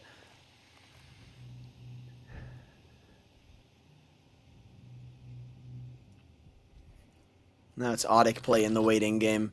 Stuck behind the smoke. Feels like it's taking eons to fade. Immediately refreshed. Drop is not too keen on letting them waltz through it. And I think, yeah, Woody's going to have to expend this flash here. Heard and seen by Drop. He has a teammate here in the vents. Doubt will be cleared. Yeah, there goes Woody. And he was the one with L. Night that, I don't know how you would even come close to this, but the fact that he's gotten one is already kind of a miracle. And the second player has rotated. Nope, he hasn't. I really too do. Vertical, man. I really do like a passive Coldzera op. I mean, there's not really many a time that teams actually like make for that. It's not easy to move up with that, but it's just what this team needs. What, a passive opper? I mean, it fits him pretty well. I mean, it'd be cool to have an aggressive opper that they could rein in a little bit more, who can make the plays and openings that sometimes these players can't. But you kind of give up a lot in having that. You also give up a lot of rifling prowess Coldzera can have on the on day.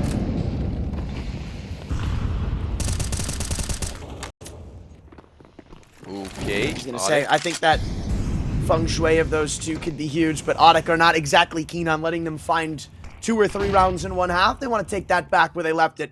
And down the ramp they go. Drop gets another chance to shine. Just shows a couple of bullets over in the control room. Nothing too committal just yet until Canids arrives. And all of a sudden, flip the script.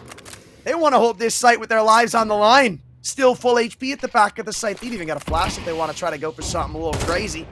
Yeah, Night's the only player with a molly who could have flushed out that space, so instead he'll use the next best spot, and it won't really come to matter. Instead, he just pushes his opponents deeper into where his teammates were playing from. Coldzera's got their number on exit point. Did he see shoulder? And actually, I don't think so. I think he's a dead man walking if he repeeks into this same angle. Or not. He actually catches it even though the heads-up duel was out of his favor. Now they've got a backup. They've got both of their extremities on exit opened up, an opportunity towards A, and this player at this post-spin side is, I was going to say, needing to get that kill, because if he doesn't, he's got someone wrapping heaven just about backside. Is that a smoke for K-Slog? I'm not sure what he can do with that comfortably, but he'll look to use it as quick as possible as to not get himself caught off guard later on. Ooh, did they hear him cross back into Hut, though? They might have. Oh, no, they didn't! Trigger discipline time! Easiest spray down you're ever gonna see! 32 kills! And the only reason ODDIK have their 16th. Well, I mean, let's not be too small here on what Night had done for them. I mean, look. He was Night Mr. got him into the Worldwide that position. round. That's true. Is Mr. Worldwide, we'll have a sidekick? A partner. Yeah, Robin. Mr. Worldwide has a partner, and it's Robin? It's a really dumb about? joke. It's a really dumb joke. Yeah, alright. I'm gonna act like that one didn't happen. Yeah, they can't all be bangers. But can't be bangers if we don't try. No op for Woody, one back for Coldzera. He's just trying to get his one per round, and when he doesn't really get all that much as far as opportunity is concerned, when his teammates fail to lock in the site as they once looked to do so well. I guess he does actually get his kill and adds to that, but his teammates don't. Monster drops that incendiary and enters into a dual matrix to which Coldzera gets a freebie beyond that. These trades, man, they just keep going back and forth. This is, I feel like, what was missing on Anubis from Red Canids was just that constant trading, that constant support cast of another player being there. Shift from Venom's arrow, sees the boost on the vents, but that is lightning fast from Woody. There is nothing you can do about that. I mean, they just have the A site as far as, numbers is concerned to fight forward, but they can't drop any more smokes. They're out of those. They can't throw mollies towards heaven. They're out of those. They can't flash off the player. They're out of those. Nothing left in to the extra utility belt, but, I mean, luckily enough for them, it's just Coldzera in this spot. And we've seen this so many times where he's just like, yeah, all right, Cold, we're going to go into our retake spots. You're going to wait for our call and our cue, okay? That's an incendiary in the ground, though. Hold on. Woody can actually change the rate of this entire round. Just throw it right now, and they're locked out. Cold cannot be the one to take first contact. Yeah, he recognizes that, too. He Gotta flash be, your teammate up from the vents. Oh, they know that somebody's there, but not exactly the easiest shot to take care of. And yeah, this one should be all secured under lock and key. coldzera and his eagle just trying to bait out shots. You gotta be kidding me! coldzera again! You weren't about to be the only person dropping an F-bomb on air. I'm about to say it. It's coldzera again, and again, and again, and again, and again! 17. And this is an insane performance from Bro. He pulls the deagle, and he knows he's got to be the one to do it. They're both hugging the backside of the site with their life, and hey, somebody got to do it. Don't last long. Somebody got to do it. Hey, watch Cold do it. Good God. I thought the second was a headshot, but either way, it doesn't matter. Guarantee you playing like that, he'll survive outside. Well, Woody is going to be there to meet him. Took him long enough to build up that confidence with the sniper rifle on CT, it felt like during reg.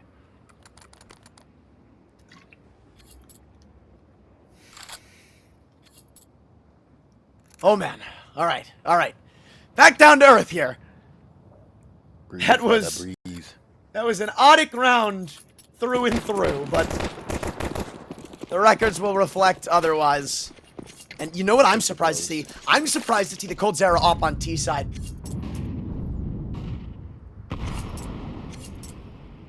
Did not expect that, especially with the pacing of their T sides this game. They've been very slow, very methodical. And then every now and again a pace change, but I feel like with a play like that, I would just say, absolutely get in there.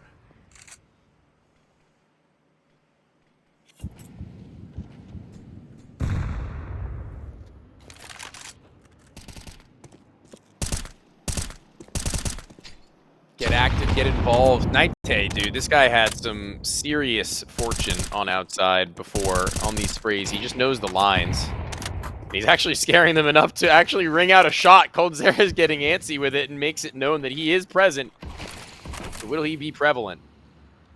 I am not very fond of all 5 of them being in this one angle, especially with how info hungry ODDIK have been in some of these mid rounds. And you're right, there is a big exploitative opportunity here that nobody seems to make advantage of. So Hey, they can crouch under it. This is just me and the boys, bro. Just go, please. Got it. Case-Lock's jump spotting. He'll be the first point of attack, rather response. But 35 seconds, they'll give themselves about an extra 5-10 seconds for things actually hit the fan. Oh, drop even team kills by accident. That's a problem, but what is going on? People are burning, people are falling, and Drop is just running around shooting anybody he sees.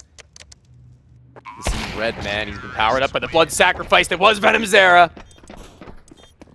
18, map point again back to him. It's been a long time since then, and it was them on the T side. We got to that stage. Just that one too late. There's more to be seen and heard from ODDIK. It would have to be now. Utility for everybody. Op no longer in the picture thanks to the economy having been dwindled and kept very humble with investment after investment. An awkward set of circumstances as the mid-round will get kind of curious for ODDIK unless they can find an opening pick. But there's no gimmicks any longer as far as my eye can see right now, Anthran. It is back to the drawing board. It's back to old reliable, the standard setup, the only deviation being a second player ramp tucked to the close right wall relative to the red Canids and Nite, who else but him to find one at a smoke outside. That's a nice change of pace. Nite, he's been flirting with so many different angles outside this whole game. We even saw him the climax of it going up to the close cubby and just pretty much dismantling the round from there. He's been getting creative, man. And the red Canids have not struck gold a lot of times when it's come to man deficits. But the bane of the red Canids' existence are smoke grenades. So the fact that there's only one left is huge for them. They have waited and respected almost every single smoke this game. And I think a lot of the times they do that, it's really not worked out well. This specific map, we haven't seen a ton of these late 10, 20-second pops go their way. Kick out Cow as back up to ramp. Oh, it was the setup from Coldzera, and he was the one who had to do it. And set up for failure of the rest of them, as that's the case with no one actively holding for the wider swing. Pank's going to crush them.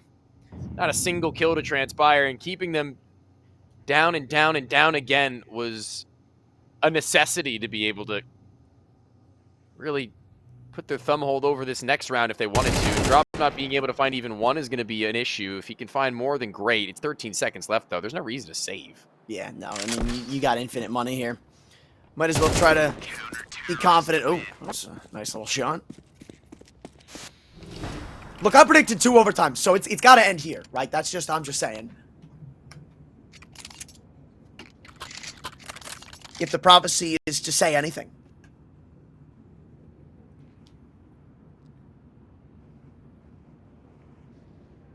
How long can this go on for? I said 47 overtimes as a joke. I didn't mean it. You said it too late. Nah, you said it too late. No, I don't know how it works. Dude. Nope. Flash is high and mighty. Mollies and smokes. It seems the standard deviation I was speaking of in the last round that was really all that they needed. The bells and whistles not required. A lot of conditioning for these anti-rush nades has been done throughout this game. They wasted so much at the start for pretty much no reason. Oh my god, this is insane. Look at this sidetrack Cowboys has just done. That infoid credit gave them everything on the A site. That's their exploitative mark. Lock stuck in the corner, but the trade's not there. It's just damage. They had that info, they had that advantage, but everywhere you look, it's crumbling around them. Every player now known, whereabouts no longer hidden, all cards shown and every player detected. But it feels like everybody's too scared to go step out. One man was stuck in the single door by the time that trade came in. You still don't really have a big sense of when you want to plant, where you want to go. Double clear. Looking to go back down through the vents. This could be huge. 9K cannot be allowed to get a kill, let alone get one and get away. Drop. Living up to the name, they still should know about where these players are. Plant is free. Post, a lot different. Yeah, but he's got more HP than almost both of them combined. Well, now even closer than before. The tick is heard, the door is opened, and the jig is maybe up for drop because he too is giving a sound cue over to them. They're going to clear out everything, even still, just in case he'd done some funny business, but not to be the case. The 1v1 isolated. Okay, just slow your roll a little bit here, Pank. Not the stick under the bomb. Neither player for it, but even still, Drop's just giving them the run. He's giving them the end, and he's giving Canids a chance at the close to her Night. I think he's going to have to go for the ballsy stick, and an immediate shot on the Drop is going to... Oh, it's going to be the case! And we go again.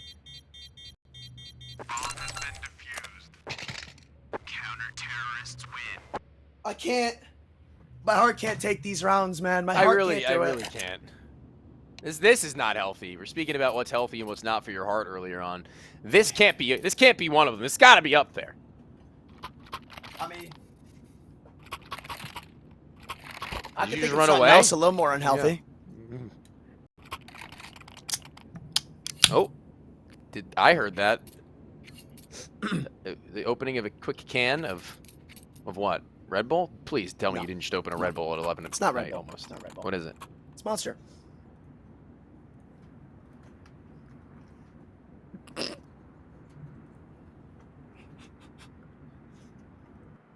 Those of you who don't know, I just disconnected from Discord momentarily. You wouldn't get the joke.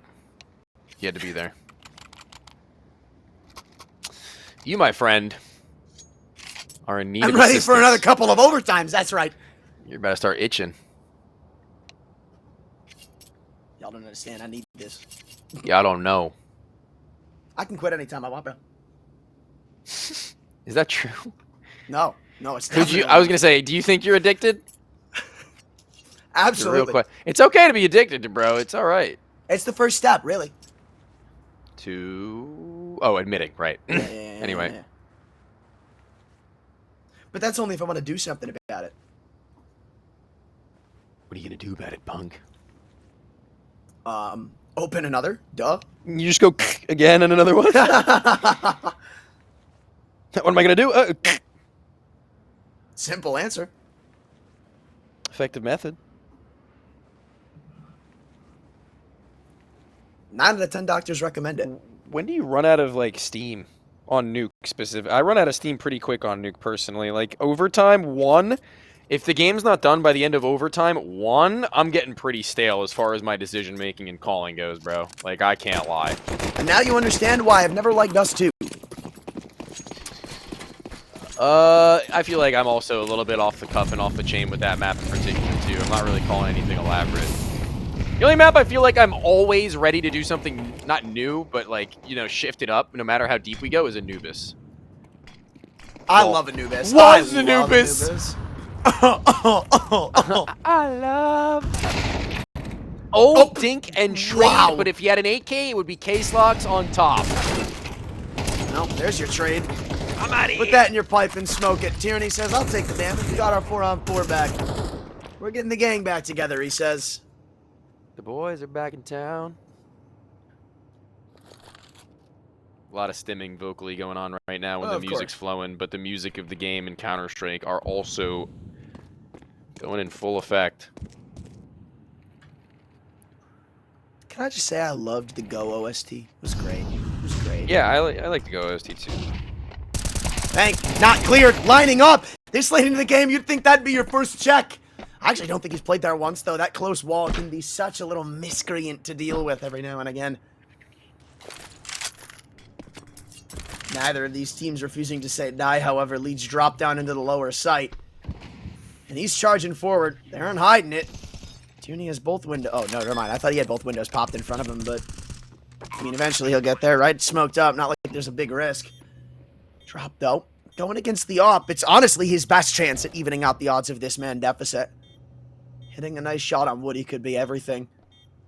Second window pops. Woody takes first contact. It's still dropped behind the site and his teammate over in ramp. That's exactly what I'm talking about. That molly shouldn't spread. It'll do him in, but it's given coldzera a winnable 1-on-2. How many times have we seen this guy in crazy, unlikely spots? No stick, no tap just yet. He wants the first kill before anything crazy happens, and there he goes. Not a scratch on him. Full stick from Naite. Seen this one before, but this time it's a substitution of players.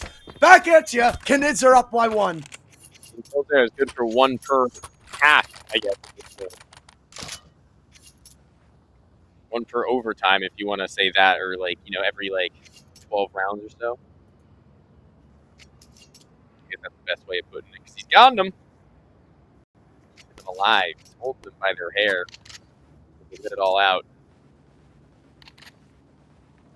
This is killer. Coming out from a guy who, you know, maybe his bedtime's coming up soon. I'm kidding. Kidding! This guy was supposed to eat family dinner 2 hours ago. That must be a bummer if you do have some obligations like that, and you're just like, I can't. We're in OT 3 on map 3. I'm sorry. Imagine that's why you're calling tech pauses, right? Like the second overtime kicks in, it's a match pause, and you're like, what could possibly be happening? And it's just like coldzera yelling at his mom. Baby needs a diaper change. Been in this chair too long, man. Crapping on these kids this whole game. I need a diaper change. Oh my god.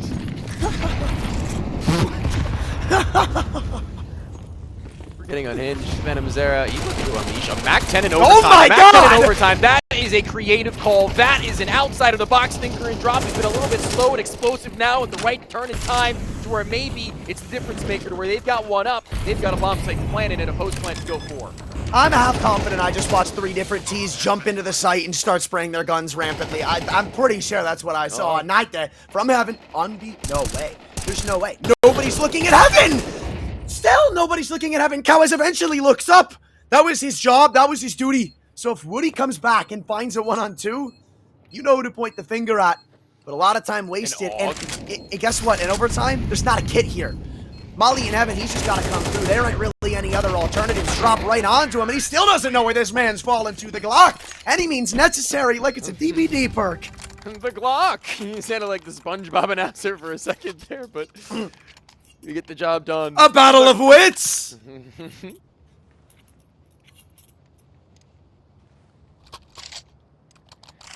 I don't know, I was going to keep going with the bid, but maybe another time. Maybe I'll put it in my back pocket. Gonna make me 20 start to SpongeBob 18. laughing on you, bro. The more the Canids get T-side rounds, the more I believe that they'll close, and them hitting 2 consecutively is like an uh-oh kind of moment. Seen way too many times akin situations, so I'll hold my breath. Naite again mixes it up outside. I will say, we talk about the reductiveness of Nuke, but at the same time, Dude! there is still stuff that we haven't seen like that from Naite, just walking it up raw.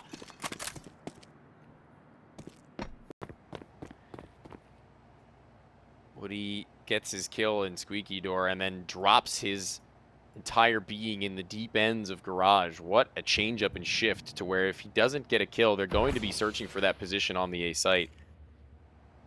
Here they come in between these two in the crossfire that's being periodically flicked back and forth from the mini. Naite, he's going to bait them in. Oh, he's so easy for Woody. And that one is going to be followed up by Naite's reaggression. They're both in unison and in sync, going to continue to duel back. Good luck, Venom Zera, and see you in the next half of overtime number 3. I will say, funny enough, Say it with your chest. the other series just finished. They just finished map 2. Oh. Legacy just beat Sharks 28 to 24. Oh, yeah, I saw that, yeah. That was a wicked one. What's the overtimes going on today, huh? Hey, what Tony, you let me say. get an overtime with none. A little poop on it. 5 AK-47s is killer right now for the team of ODDIK, who have really been leaning into that as far as their offensive are concerned. And very quickly, you'll see that they don't really like to waste time in getting minimal map control, not necessarily major choke points, but not letting Red Canids get involved in somewhere like a Squeaky, like a hut. I don't think we've seen Coldzera playing ramp with the op this game. No, also no walk-in kills from there or into hut. So it's been, again, he's not an aggressive opera, I guess, so he's been relatively standard. Standard issue. And ODDIK are the ones slowing it down this time round. But Red Canids won't budge. They are saving a lot of utility. And that's not boding well as time ticks forward. Coldzera's vacated ramp, though, in favor of looking outside. USP pulled out to hold these angles. Interesting enough.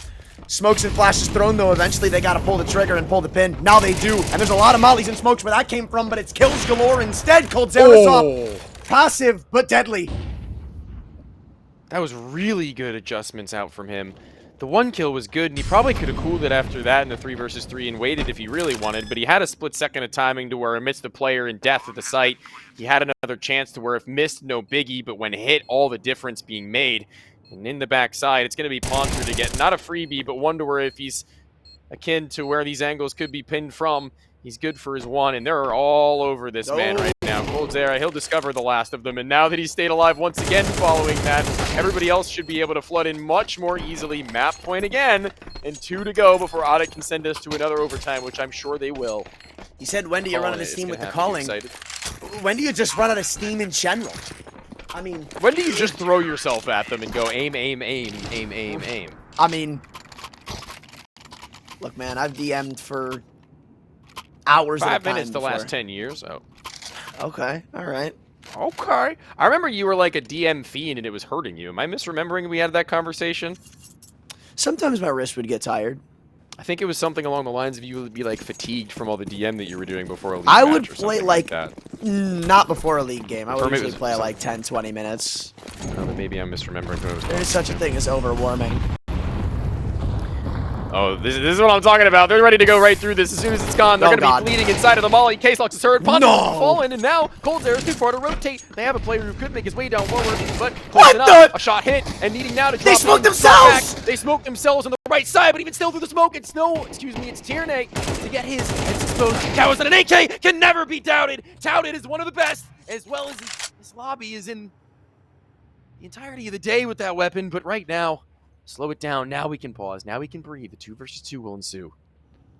Tierney's got the block. They're still going down to the lower site. Huge kill from Venom. And Tierney's got to worry about his backside.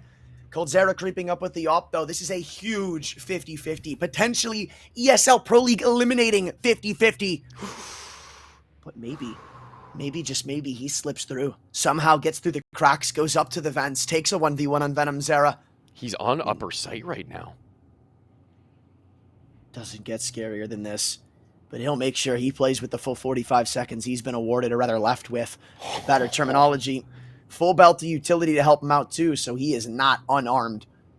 But just making sure he clears out every little spot. So many times this game we've seen 1v2s, and he does decide to go back up the vents. Venom Zera licking his lips, knowing exactly what lies on the other side of this ladder. A 3 overtime thriller's conclusion for the Red Canids to stay alive in their fight for ESL Pro League. What a day. What a game. What a chance that ODDIK had there. And given that they'd made a comeback in regulation to push us this distance, it wasn't really theirs to win.